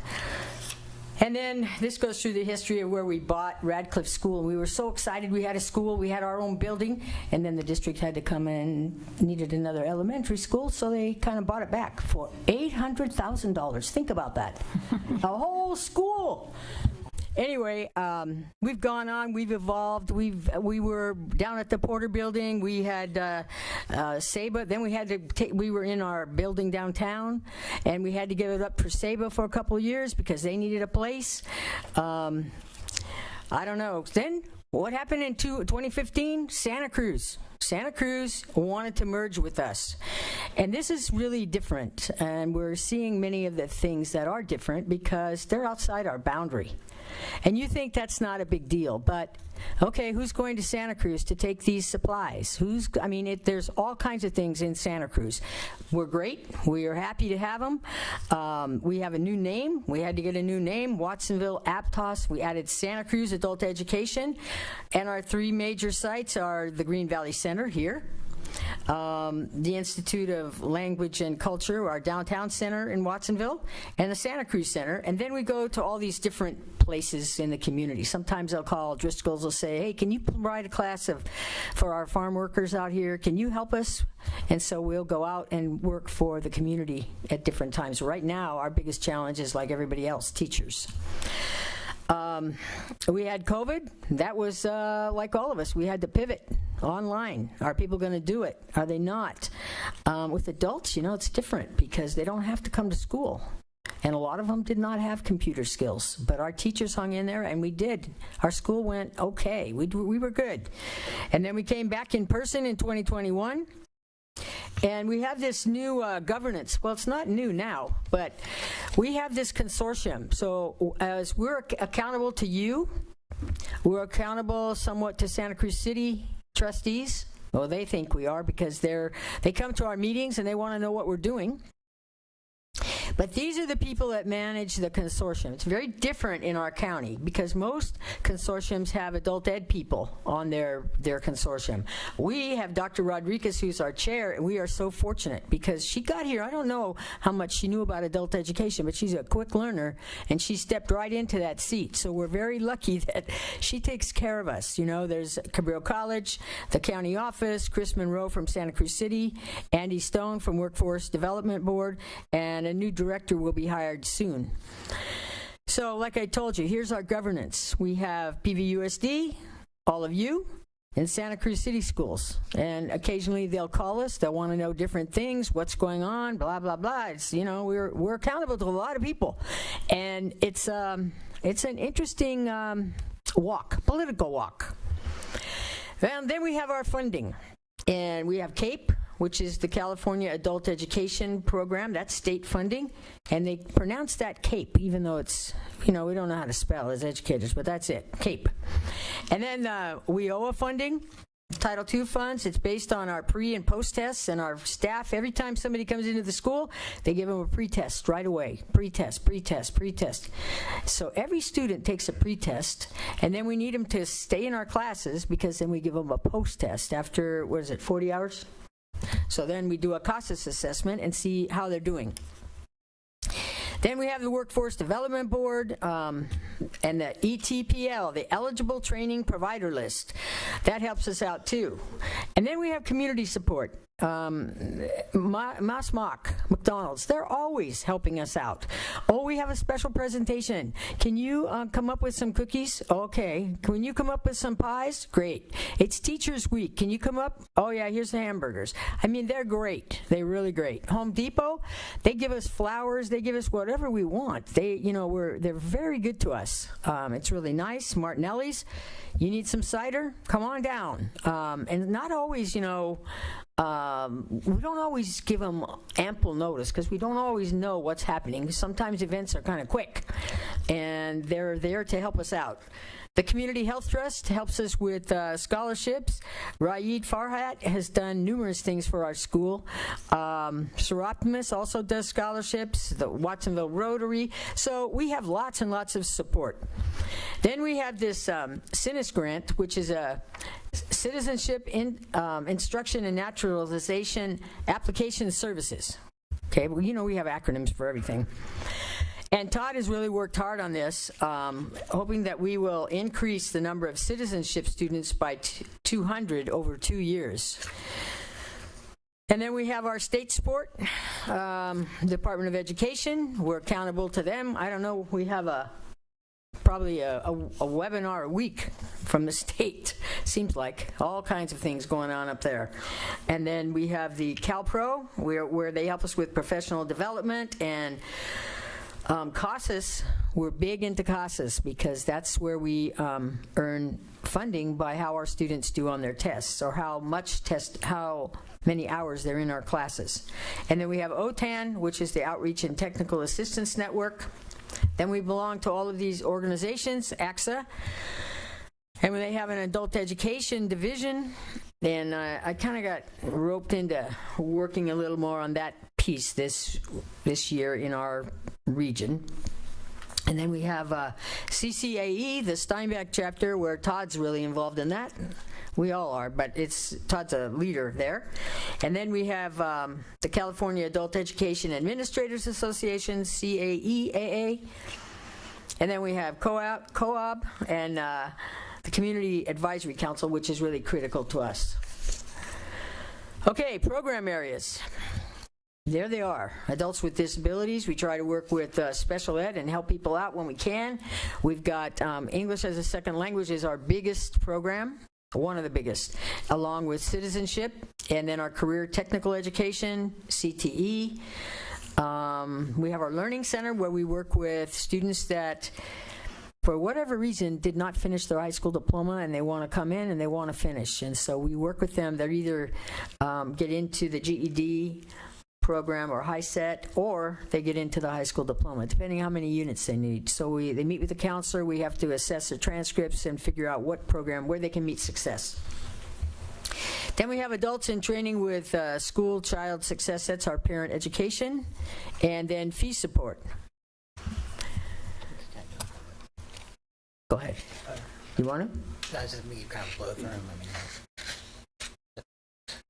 Well, this is our adults with disability. This is an overview of the program and where we work with SELPA. And then we go to career technical education. This is a big, big part of our program, and it started out small. But people need health care, and they're always going to need it, so we've continued to grow that program. The CEUs, continuing education units for our CNA students, the Certified Nursing Assistant, Theory and Clinical Program, Clinical Medical Assistant, Administrative Medical Assistant, Dental Assisting Program, EKG, Healthcare, Caregiving Training, Medical Terminology, Optician Assistant, and the Pharmacy Technician. So we are looking into hopefully getting a LVN program. It's a 5-year wait, basically, to try and make it happen, and we've been working on it 2 years, and I think in February they're going to talk to us a little bit more, so we're excited about that. Hardest thing is finding nurses that will do the work at low wages. I mean, adult ed wages. They make a lot of money in comparison to adult ed people, but we have one teacher right now that's so dedicated. That's Connie Williams, and she's our department chair, and we're always looking for new people. So we're building the program. Then we get into other areas. Cake decorating, and you think, what the heck's cake decorating? I'm telling you, these people go, they learn how to do cake decorating, and then they go work at, the bakeries, and people want them there. So it's really nice that we have that class. Cosmetology, Todd had a big meeting today with the cosmetology team, and we're having a bilingual teacher come in. So we have a component where we've started, and now we'll have a bilingual component. We need to order a lot of supplies, and I think it's great for our community. Computer and Chromebook skills with Spanish support. Green Gardener with Spanish support. That's our ag sector, where people learn how to do all of the landscaping and all of those types of things. They come on, I think it's 3 Saturdays, and classes after. It fills. We usually have 50 people, that want to work in the landscaping industry. We have MS Office applications, Google applications, QuickBooks, Work Keys. We just keep on moving. IET, you want to talk? Sure. Go ahead. Our IET program, this is a contextualized ESL. So the idea is we get special funding, we get payment points from the federal government for different areas, and this is one class that we get payment points for. So it's contextualized ESL. So like I want to become a nursing assistant, we offer an ESL companion class that teaches the terminology and the special language around a career. So we have one for our landscaping folks. If they speak Spanish or another language, they want to learn, improve their English, they can come and take that class as well. So this is newer. It's only been around for 2.5, 3 years now, and this is another opportunity for us to get those payment points for federal dollars. That's WIOA Title II. And we have them in agriculture, childhood education, health career, and green building construction and welding fabrication. So IET, another acronym. I tell you, we keep getting new ones every day. All right, then let's see. Oh, the English learners. Oh my goodness. We have the Green Valley Center, the Institute of Language Culture, our downtown center, Santa Cruz Center, offsite, and we have all of these different levels, beginning low, beginning high, our intermediate low, intermediate high, advanced, and this is where we get our CASAS, our testing. We give, our staff is excellent, because when these people come in, they give them a test right away. That's a pre-test. And later, everybody gets a post-test, trying to keep it all straight. They have to have 40 hours or more. And federal dollars, this is how much we had last year, $363,197, and it's based on our testing and what happens. And then we went into the ILC last night, and this is how our classes are. They are full. This is Juan Carlos Pozo, but we have people, they are packed right now. So it's good, but we need more teachers. And then we have citizenship. That's we've had it for a long time. We continue to have it. We offer classes on Saturdays. And we offer it in Watsonville and Santa Cruz also. And then we have the Learning Center. I told you about that a little bit. That's our high school diploma, our high school equivalency, the GED, and the HiSET. We have it here at Green Valley. We have Apex and Aztec. So one is for the high school diploma, and one is for the GED prep. And we're the only testing center, I still just think this is true, the only one in the county that has the GED testing. We have it right here at Green Valley. We set it up on a computer. People have to sign up. We have Work Keys. We have the Santa Cruz Center. We do the high school diploma, the GED, and HiSET there. Also with Apex and Aztec and the Work Keys. And then, of course, we have our Adults in Training for School Child Success, and that is our preschools, where we have a Watsonville co-op. We've had that forever at Lynn Scott. Very popular program. People really love it. And then in Santa Cruz, they've always been called the PENS, the Parent Education Nursery School, and we have 3 of them in Santa Cruz area. Fee support. One of our favorite ones is birding. You know, here we are in this valley, and what is birding? Well, everybody likes it. They go out and they see all kinds of birds. It's amazing. It's one of those classes that everybody signs up quickly. We're always full. Birding, ceramics is another one in Santa Cruz, full. The community band, I don't know if you had an opportunity to support the band, but they celebrated their 75th year. I think we had a meeting. You had a meeting. Yep, August 10th. But it was a great night, and people had a good time. And then the driver's education, we have that here. Used to do it in high school, but not anymore. So you come down to adult ed, and we'll take care of you. You have to take an online class, and then we have behind the wheel driving. We have a smart driver program with ARP. First aid, CPR for infant, child, and adult, and we offer the foreign languages, Croatian, which is growing, and Spanish.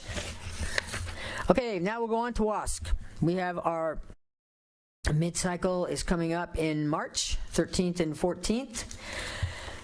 We did have a 6-year accreditation, and what they said was these were our strengths, that the students' relationship with the faculty and staff, the qualified and experienced teaching staff, and strong community engagement and support. Those were our pluses.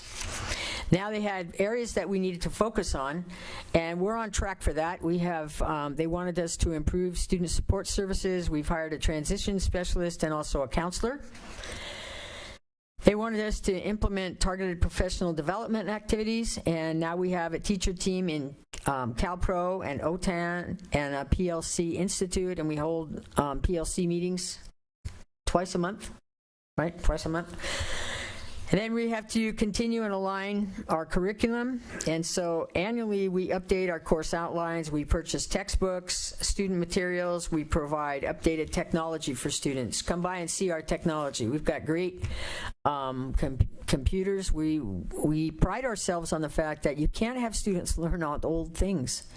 You have to keep going and keep up. And we have a full-time tech now, and he keeps us going. He lets us know, we need this, we need that. So we have good materials for students and also equipment. We had a special visitor, and that was Congresswoman Zoe Lofgren. She came by on Monday. And I got a phone call, I don't know, maybe it was Thursday, I don't know, Wednesday, and they said, we're coming into town. She's going to be meeting with all the nonprofits. How would you like her to come visit your school? So we were scrambling, trying to make sure we had everything just right. But I think we did. It was great for her to come. She is new to our area, and if she gets elected in November, she will be the Watsonville representative. We've always had Jimmy Panetta, but now Congressman Lofgren is, I think, going to be our next one. She seemed happy. She seemed informed. She was learning a lot, I think. Don't you think, Michelle? So we had a good group of people. What we did is she was interested in immigration and citizenship, so we had some students talk to her. Like one young man, Mateo, talked about, he just got on a plane and he flew over to America. And he didn't know where he was going or what he was going to do, and he ended up in Santa Cruz. He says, I wake up every day and it's the best place I could ever be. I have the ocean, and he's taken our classes. He's learned English. He got his GED and is in one of the medical programs, graduated from one of the medical programs, and is continuing. So it's great to have people that appreciate our services, and we're here for them. Another woman was Sylvia Prividelli. Now, some of you may know Sylvia. Sylvia has a farm, but Sylvia came here many years ago from Italy. She didn't know any English, and she said, I went to the adult school, and I learned English and hard work, and I needed to keep working on my English. And she said, I'm a successful farmer now. I'm a successful business person. And she brought some gems to share with Congresswoman Lofgren. And so it was kind of a nice story. They appreciated that. They called and asked me for her address because they want to send her a letter about what her progress was. And this is our team. Well, not all of them, but most of them that were there. John Basur also talked to them. You know, he was from Croatia, and he talked about coming over here and what he's done in his life, too. So it was really a great day, and we had fun. And then these are many of our community partnerships, which we continue to keep and add to. They make us go. You know, we can't do it without them. And we have our 3 meetings a year for our Community Advisory Council. They're about an hour and a half. Todd and I put together a PowerPoint. We have done it online, and I don't know if we're going to change it or not, but it's very successful because people don't have to worry about parking, they don't have to drive, and they're there. And we have representatives from City Council, the supervisors, Robert Rivas, probably we'll have somebody from Congresswoman Lofgren, I would think, you know, but everybody, we've had Mark Stone, they all seem to come in, John Laird, they all come in, send a representative or whatever, want to know what's happening with adult education. So it's really nice that they care about us. We couldn't do it without you, because you have to be here to support us. You know, adult education could have gone away a long time ago, especially when they didn't have any money. Well, you can't do it now, but at that time, if people needed money, they came and said, well, you know, we need to put it in the schools. We're taking. And it was hard. It was devastating. But we never closed, and we've continued, and we have your support, and it's great. So thank you so much. You want to add a few more words? You want to talk about our infographic? Yeah, they have you have that infographic. Let me have one, please. The infographic kind of shows you, this is from last year, our annual report and our fact sheet. One of the things is that we had 288 students who gained employment, and you can see the figure at the bottom. But the return on the investment is probably the most significant thing. We have about a budget of $3 million. And by putting all this money into our students, this is what the return on investment is, $9 million. So we have, we make it happen, they make it happen. It's a good thing, and we just greatly appreciate everybody in our community. We couldn't do it without our community partners. They're always there if we need them. And then, like I said, we're responsible to so many different agencies and so many different groups, but PVUSD is our number one. The board has always been here for adult education, and even when times were tough, we still stood and we still kept going, and I think right now we're in a great place. So well, thank you for all of your support. Thank you, Dr. Rodriguez. You've kept us going, and it's been tough, especially with all the consortium stuff, but we're still here, we're going, and the board too. We greatly appreciate you. You want to talk about this more?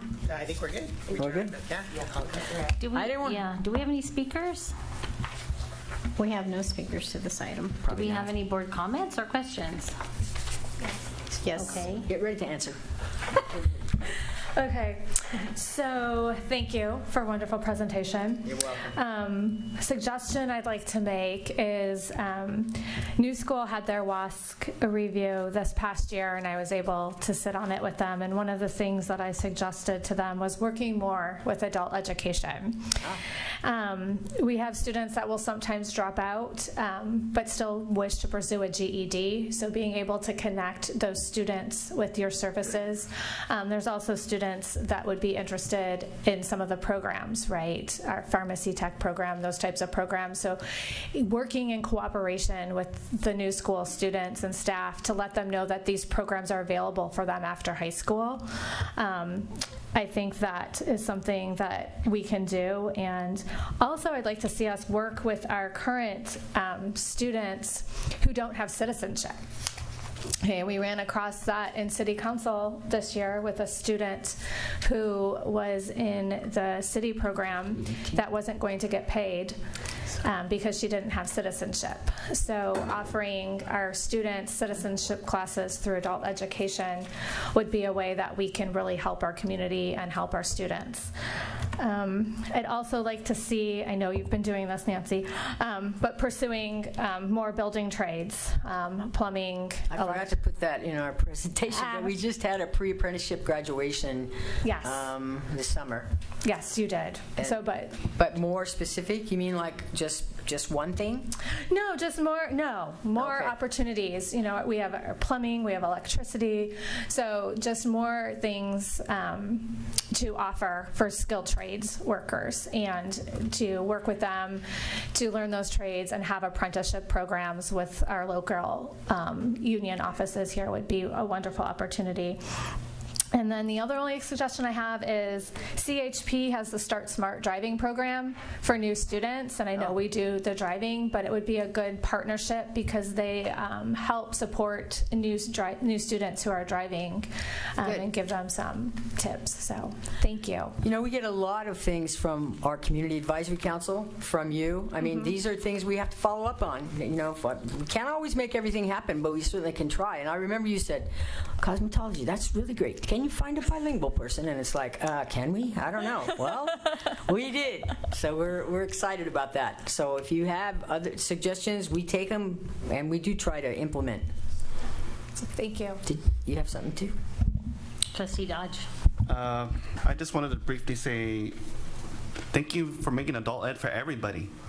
You know, we all come from different, being from Watson, we all come from various backgrounds. You know, we come, you know, either from a Mexican background, a Oaxacan, Chinese, Croatian, Yugoslavian, Salvadorian, Portuguese, Filipino, Japanese, Italians, and African Americans. We're all a mix, and you make adult ed for all of us.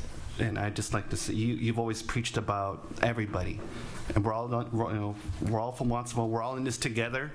So let's help each other. That's so right. I just wanted to say thank you for that. Well, thank you. I just also wanted to say thank you to all the businesses that you showed. You know, Masmak, you know, Tina Gur, I know does great work. You know, Rahid. Everybody pitches in when they can. You know, I've been to your events before, and you know, a lot of donations. You get a lot of donations, and people want to donate to adult ed. So I just wanted to also recognize the businesses of Watsonville and the Pajaro Valley for giving. Thank you what you do to keep up with today's jobs. You know, you mentioned, you know, cosmetology, you know, trades, unions, plumbing, construction, green jobs, and you know, I mean, not everybody goes to college in Watsonville, and you give people an opportunity, older people, younger people. Hey, maybe college wasn't your thing. It's not bad. Like here, like, you know, here's a training, here's a job. And finally, I just wanted to say on a personal note, I just wanted to say thank you for what you've done for Watsonville, working on the flood zone. You know, I know that's very important. You know, Watsonville floods. I keep talking about that. You know, and you know, we have the creek, and it's concerning. You know, we've seen what happens when we don't have money to fix the Pajaro River. You know, and you know, it flooded once. It got close the second time, and I just wanted to say thank you for your work on that. Thank you for all the years you gave to the Pajaro Valley Unified School District. And you were my principal for 1 year in Watsonville High, and I just wanted to, I believe it was 1996. So I just wanted to recognize, you know, the work that you were doing in adult ed, and I just wanted to say thank you very much. Thank you, and I have to say, I am so elated about the levee project. They are going to come all the way up to Green Valley Road with a new levee, so all of our area here will be protected at some point. It's probably going to take about 8 years, but it's going to happen. And I can't thank, you know, Jimmy Panetta and Senator Laird enough for getting federal funds and state funds. I mean, and then the community to vote. And I know Pajaro Valley had to vote too, whether they would pay for a maintenance assessment. And when you think about the big picture, we had $442 million, and we needed to come up with another $1.5 million, I don't know, something like that, to maintain. And would people vote for that? And if they didn't vote for it, we'd have lost all the money. People did, and even though some people didn't pay flood insurance and they didn't know what they wanted to do. I'm just going to have to say point of order. Yes, point of order, okay. Because it's not an agenda item. It's so not. I apologize for interrupting. No, it's I don't mean okay, to but be it's rude. great. But I do have a couple questions for you and a couple suggestions. The first one is, I was looking at the cosmetology program, and that tends to be a little more expensive program. I think it's at $4,500, if I'm not mistaken. So I wonder if you would be able to explore the possibility of having the students be eligible to apply for financial aid through either the DREAM Act or the FAFSA application, because I think it will be beneficial for them. Not necessarily at the high school level, because they can't, but after they graduate, promote that option for them a little bit more if outreach hasn't been done in that area. Again, I don't know, but Todd, why don't you talk about that workforce development? Go ahead. So I'm on the Workforce Development Board for Santa Cruz County, and so we're on the ETPL, which Dr. B mentioned earlier, which is the eligible training provider list. And so cosmetology is going to be on it. They changed the rules. We thought we were going to have it right away, but it's going to be on in January. So this coming up January, our cohorts are going to be able to get that money, and it's a grant, and 85% of our students actually qualify. So, and they get $4,500. Now, the bad news is we're learning that we're going to have to increase our amount that we cost, probably another $1,000, but they're still going to be able to get the $4,500, and they only have to pay $1,000 out of pocket for the program. So, which is a pretty big deal. Over the hill, there's programs that cost $20,000 a year, or for the program and stuff, or more. So, it's a pretty good deal. Yeah. So I mean, which is great, but I think as we continue to expand these programs, I think that's the overall goal. I think we should definitely be able to get the program certified so that they're able to apply for financial aid, so that we don't have to rely on grant funding or having to apply for that every year. If we get it, great, but I think just looking long term, I think that will be beneficial. Okay, thank you. The other thing is, I would like to see an MC3 2.0. I know that we have the pre-apprenticeship program currently in place. It's a course, right, general course that covers all trades. I think what I think would benefit, and I could be wrong, our community would be to have more of a robust apprenticeship program where students walk out of that program, even if they have to pay a little bit more, with those skills ready to take that job on, whether it is carpenters, whether it is welding, whatever it may be. I know the current partnership is with the Building and Constructions Trades Council, so that's your connection right there, right? I mean, they're the council of all those unions that focus on all of those areas. So that's what I would like to really see. I think a robust program where they're able to walk on with a job from the get-go. And let me see, I know I had one more. Well, let's leave it at that for now. But please do look into those options. I think it will be beneficial for our community. At one point on the MC3, our students who graduated this summer, they actually got money for taking the class. So they actually didn't pay nothing out of pocket, and they got $325, a pair of work boots, and some tools when they graduated. So that was kind of cool. Yeah, And we're working with Glenn Schaller and Ron Cheslyer, just so you know. Yeah. Okay, so are there any other comments from this side of the table? No? Just thank you. It's like there are some beautiful acknowledgments. I won't echo again, but just I do want to say thank you. Well, thank you for your support. I'm telling you, we need to have the board behind us, and we know that we do, and it really makes a difference. And I told you, our superintendent, her role has been awesome. So, Nancy, I have one question. I know we're super over time, but do you guys, in terms of meeting the mark for how many students you have enrolled, are you hitting the mark? Do you need more? Do you have not enough? I would say right now we have enough students. We need more teachers. Okay. I mean, you saw that classroom, it's filled.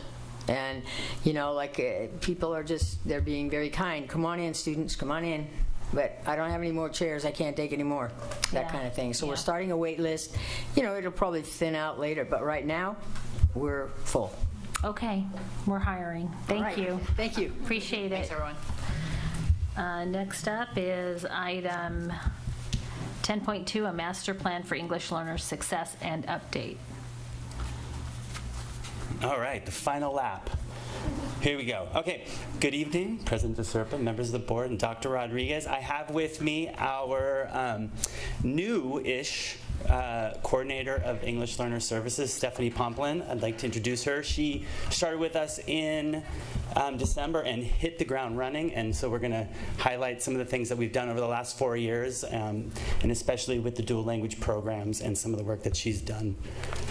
So we're not going to read all this. I just want to call out certain things. I have more slides than the 10 minutes I have, and I'm going to go quick and get to the meat that you've requested. But I want to call out that we really are basing this document on acknowledging cultural and linguistic assets that our students and families come to us with, rigorous equitable opportunities that we're providing them with the ultimate goal of graduation with multiple options.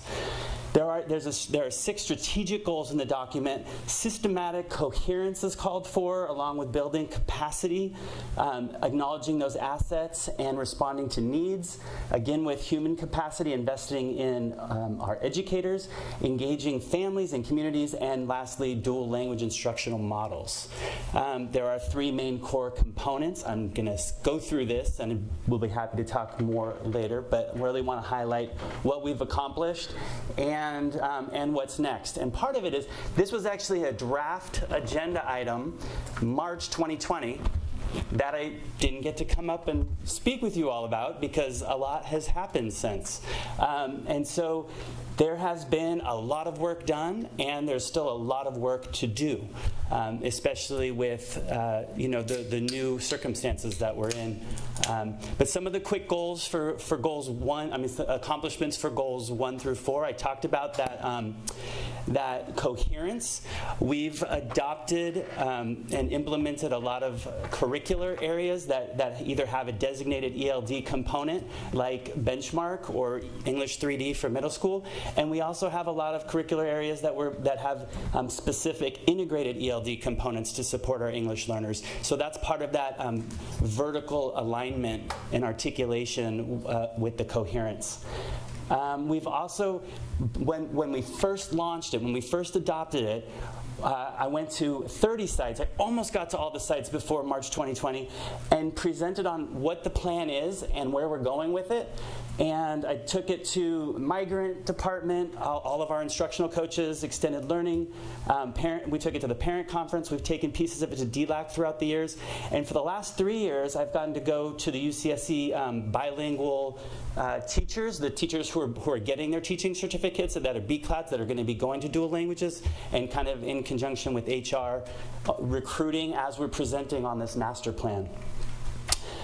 We've used all of our titles, and we've actually used Title II, so the updated version has Title II as well, for professional development, for stuff to support supplemental materials, including currently we're piloting newcomer support curriculum for all 3 levels. As you remember, a few years ago we adopted English 3D for middle school, which is a designated ELD, but there weren't very many quality newcomer materials, and so we're really looking at all 3 school levels what's appropriate for our students. So we're really meeting the needs of all of our students.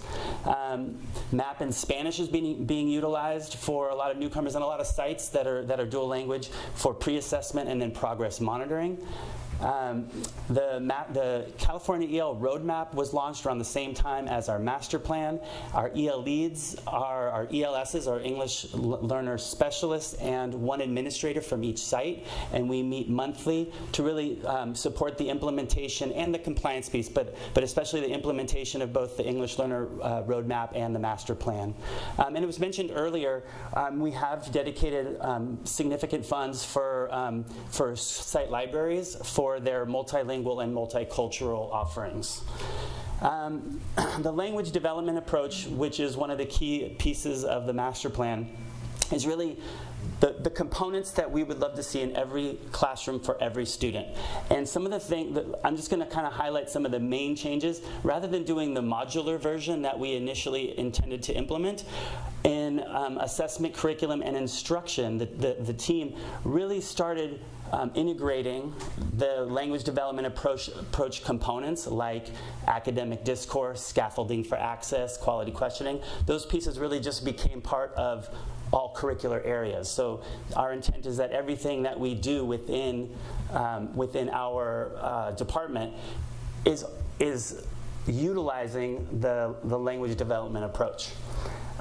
One of the components of the LDA is the culturally and linguistically responsive pedagogy. Last year we were able to launch our first cohort, kind of like what Claudia was talking about earlier. We had a cohort 1. They're going to continue with a community of practice this year, and now we're also recruiting a second cohort to continue, and we're taking it to all of the principals this year as well.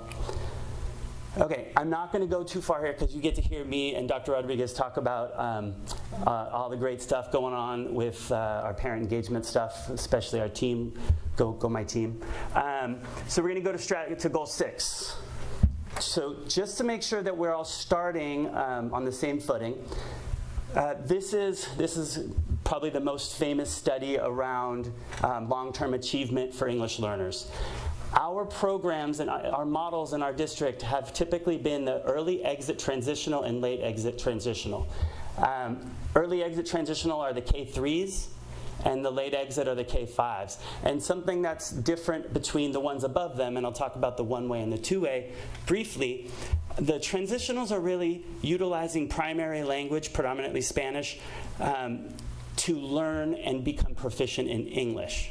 The one-way and the two-way, the dual programs, the goal is biliteracy. So when students are in those programs, the goal is that they reach proficiency in both their primary language and English, or in the two-way, if the two-way means that you have about half the students that come in speaking English as their primary language and about half the students coming in speaking another language, and in our case it's Spanish, and they end up being bilingual and biliterate. So the norm is 50. Those two programs for ELs show consistently show greater progress. And so our master plan really calls out for those two plans to be implemented more. Okay, I'm breathing because I'm going fast. How am I doing on time? All right, so a couple call-outs. We were able to hire our coordinator. The dual language leadership team, which is under Stephanie, has authored the handbook for sites to kind of guide them. The thing on the right is like our instructional model. So for a lot of our sites, they start out in kinder with 90% Spanish and 10% English, and then every year more and more English. This details what curricular areas are in English and in Spanish, and then in 5th grade we're at 50-50, and it kind of details what we're doing in each. We're aligning assessments to the languages, and this really is part of that vertical articulation. So teachers and teams know if I'm starting here and I'm getting there, and this is where I need to get my students.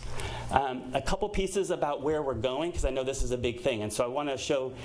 A timeline was created. It's an 18-month timeline, and it's based on 3 phases. And the goal is, once a site decides, hey, I think we're ready for this, there's that 18-month timeline that takes 3 phases, and it really looks at the data, gets input from community, from staff, and really says, can we do this? Are we ready for this?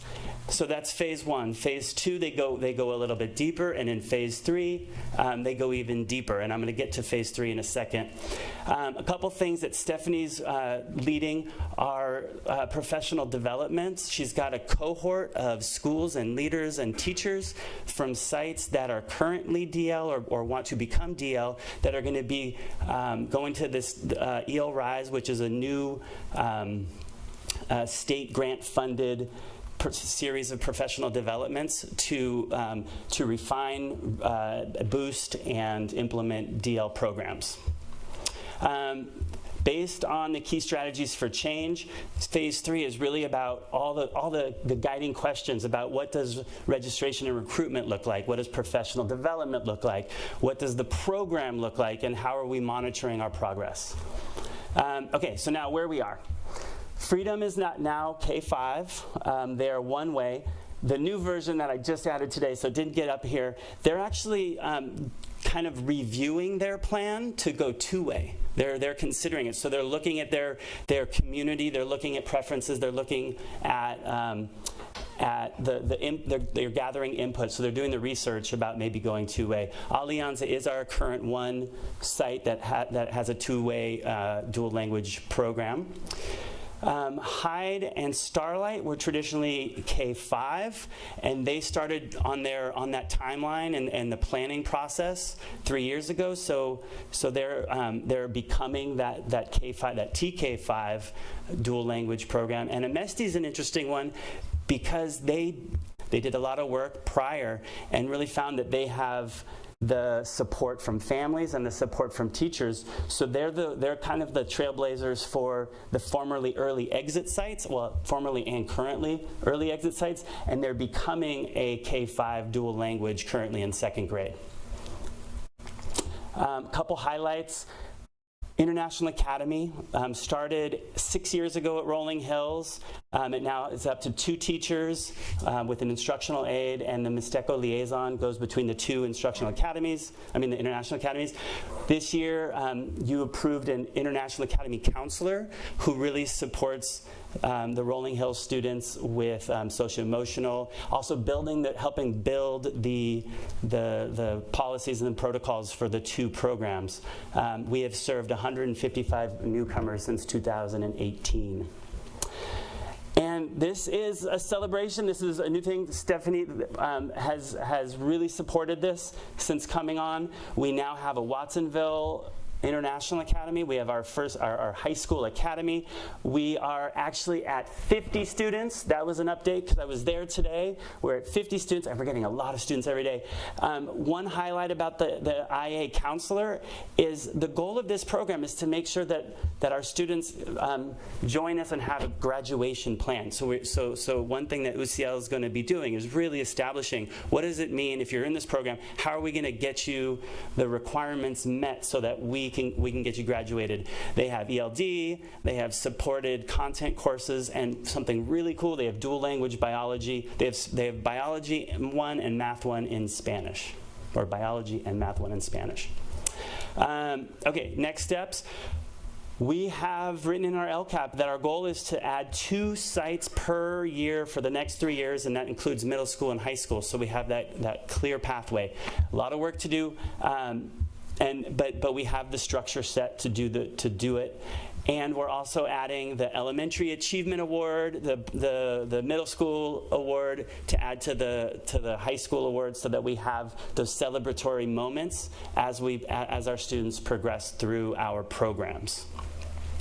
There's criteria set for them. We have it. We're ready to roll.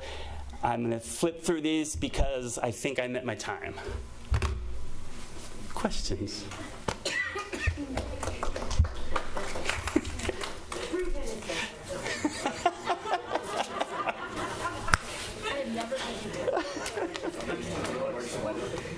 Are there any speakers to this item? No speakers to this item. Okay. I'm guessing that some of you might have some questions here on the board. They're like looking at us. I know. It was like Jennifer Walker. Trustee Schopfer. Thank you, Michael Berman. I just want to say that I was able to attend H.A. Hyde's Elementary Biliteracy Achievement Awards they gave out at their graduation, and the kids were very excited to receive the extra award. So I think it's important that we're recognizing them at the elementary level, because that'll just encourage them to go on all the way through high school. I'm excited to see what's happening with Starlight and what's happening with Freedom. So I think that that's great. I'd like to see Landmark at some point enter into that. I know they're not quite ready, but thank you for the hard work that you do. And we're getting there, so that's great. We're getting there. Trustee Risco. Thank you. So dual language program. So you did mention a couple schools are now moving towards that model. Was my understanding that Freedom was already working on dual K through second, correct? So it's a one-way dual. So it is a dual immersion, but it's currently a one-way dual immersion program. So it's not that the students aren't receiving it in Spanish, their Spanish portion. The difference is the type of students that's within the program. Okay. So to be a two-way dual immersion program, you have to have a portion of the students that primary language is English, and then you have to have a portion that's it's Spanish or a different language. It doesn't have to be Spanish. Right, and that's part of the research that they're doing to see if they have that base. Got it. Yeah, so as you see it's one-way dual, so it is already a dual immersion school. It's just it's a one-way dual immersion school, which means the preponderance of the students in that program are native Spanish-speaking students. Speakers. Right. Yeah. Okay. Well, this is exciting.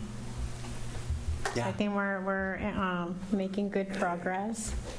So in a couple of years, I'll be back and I'm like, where are we? Where are we, Michael?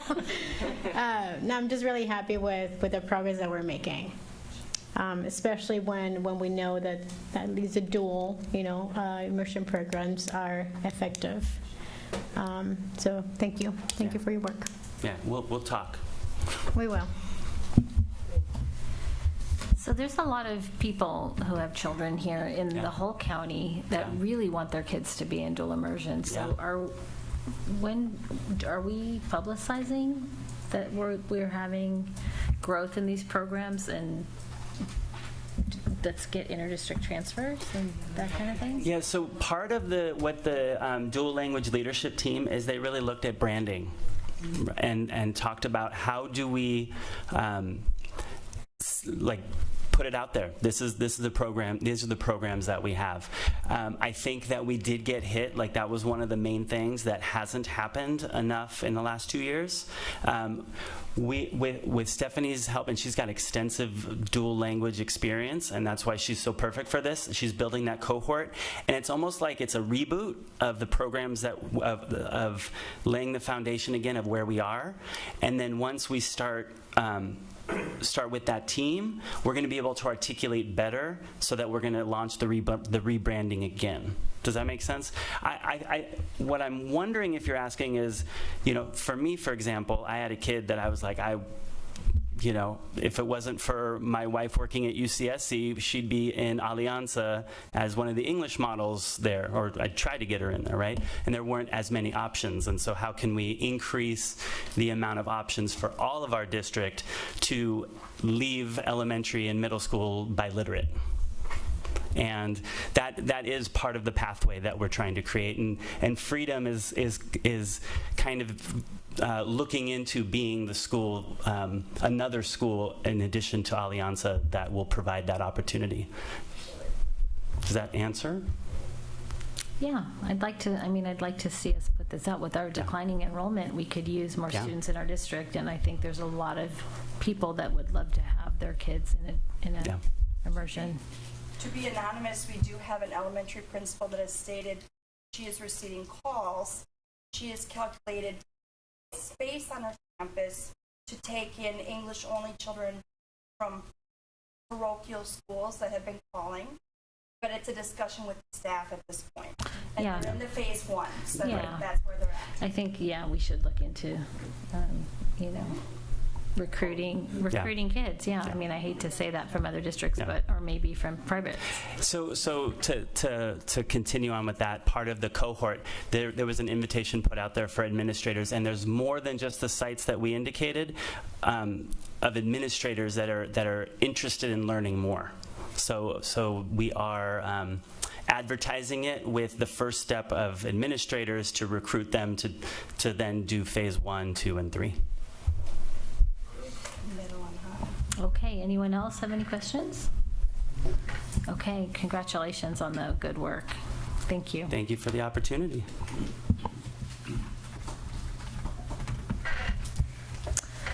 Next up, we have item 11, our consent agenda. I'm looking for a motion to approve, but before we do that, I'd like to thank, we have some donations that I would just like to point out. Acknowledge with gratitude the donation of drawing items for PVUSD district-wide breakfast event. I'm not sure who I'm acknowledging in that one, but let's see. A lot of different people. Yeah, there's a whole list. I'm not going to mention everyone, but we're very grateful to our donors. Pajaro Valley Printing, thank you for your generous donations. For our Emerald Lagasse Culinary Garden and Teaching Kitchen, we thank John and Caroline Eisenkamp for their $5,000 donation. That's very generous. Thank you. Acknowledging a donation from Melanie Wartinen for the Lagasse Kitchen in the amount of $2,500. From Omega Nu for $1,000, from Beverly Vogel and the Alpha Theta chapter of Omega Nu. We brought in a lot of money for Emerald Lagasse Kitchen this time. Acknowledge for the donation from Jackie Medina for the Lagasse Culinary Garden and Teaching Kitchen of $5,000. Thank you, Jackie. Another $2,500 donation from the Gemma Fund with the Community Foundation for the Lagasse Kitchen. And I think that's it on the donations. Thank you very, very much. And I'm looking for a motion to approve our consent agenda. I move to approve our consent agenda. I'll second. All those in favor? Aye. Aye. All those opposed or abstaining? Motion carries 601. Thank you. And our report on closed session. Okay. So under item 2.1, I move to approve the certificated personnel report as presented by the district administration on August 24, 2022 with 74 and 13 additional action items. Second. All those in favor? Aye. Aye. Motion carries 601. Under closed session item 2.2, I move to approve the classified personnel report as presented by the district administration on August 24th, 2022 with 77 and 8 additional action items. Second. All those in favor? Aye. Aye. Are we voting on that one, everybody? Aye. Aye. Danny? Aye. Okay. 601. Thank you. And under item 2.6, liability claim, the board voted with a 502 vote to reject the claim identified in closed session item 2.6. And under item 2.7, the board voted with a 502 vote to approve one classified employee settlement agreement. And then I have two announcements tonight. Announcement number 1, the Pajaro Valley Unified School District is pleased to announce the selection of Jennifer Littleton Bruno as the new Director of Extended Learning. Jennifer has been serving students in 1999 as an after-school program academic coach and teacher leader and after-school coordinator, and most recently as the Extended Learning Program TOSA. She obtained her bachelor's degree in liberal studies from San Francisco State and her multiple subject teaching credential from Fresno State. She also holds an administrative credential obtained from School Leaders licensure. Mrs. Littleton Bruno brings a wealth of experience relating to after-school programs and extended learning. These experiences will serve her well in her new role. Congratulations. Announcement number 2, the Pajaro Valley Unified School District is pleased to announce the selection of Stephanie Monroe as the new coordinator of the BAPA GATE programs. Mrs. Monroe has been serving students since 1997 as a teacher, after-school coordinator, assistant principal, and principal. Her most recent role is as the principal of Marpus Elementary School, and she has been there since 2018. Mrs. Monroe holds a bachelor's degree in anthropology from UC Berkeley and received her master's of science in education from Cal State East Bay. She also holds a multiple subject credential and administrative credential. We're excited to welcome this highly accomplished educator into her new role. Congratulations. Thank you, Maria. Our next board meeting will be held, it'll be a special board study session on data and achievement. on August 31st, 2022. And with that, I'm adjourning the meeting at 11:04. Thank you.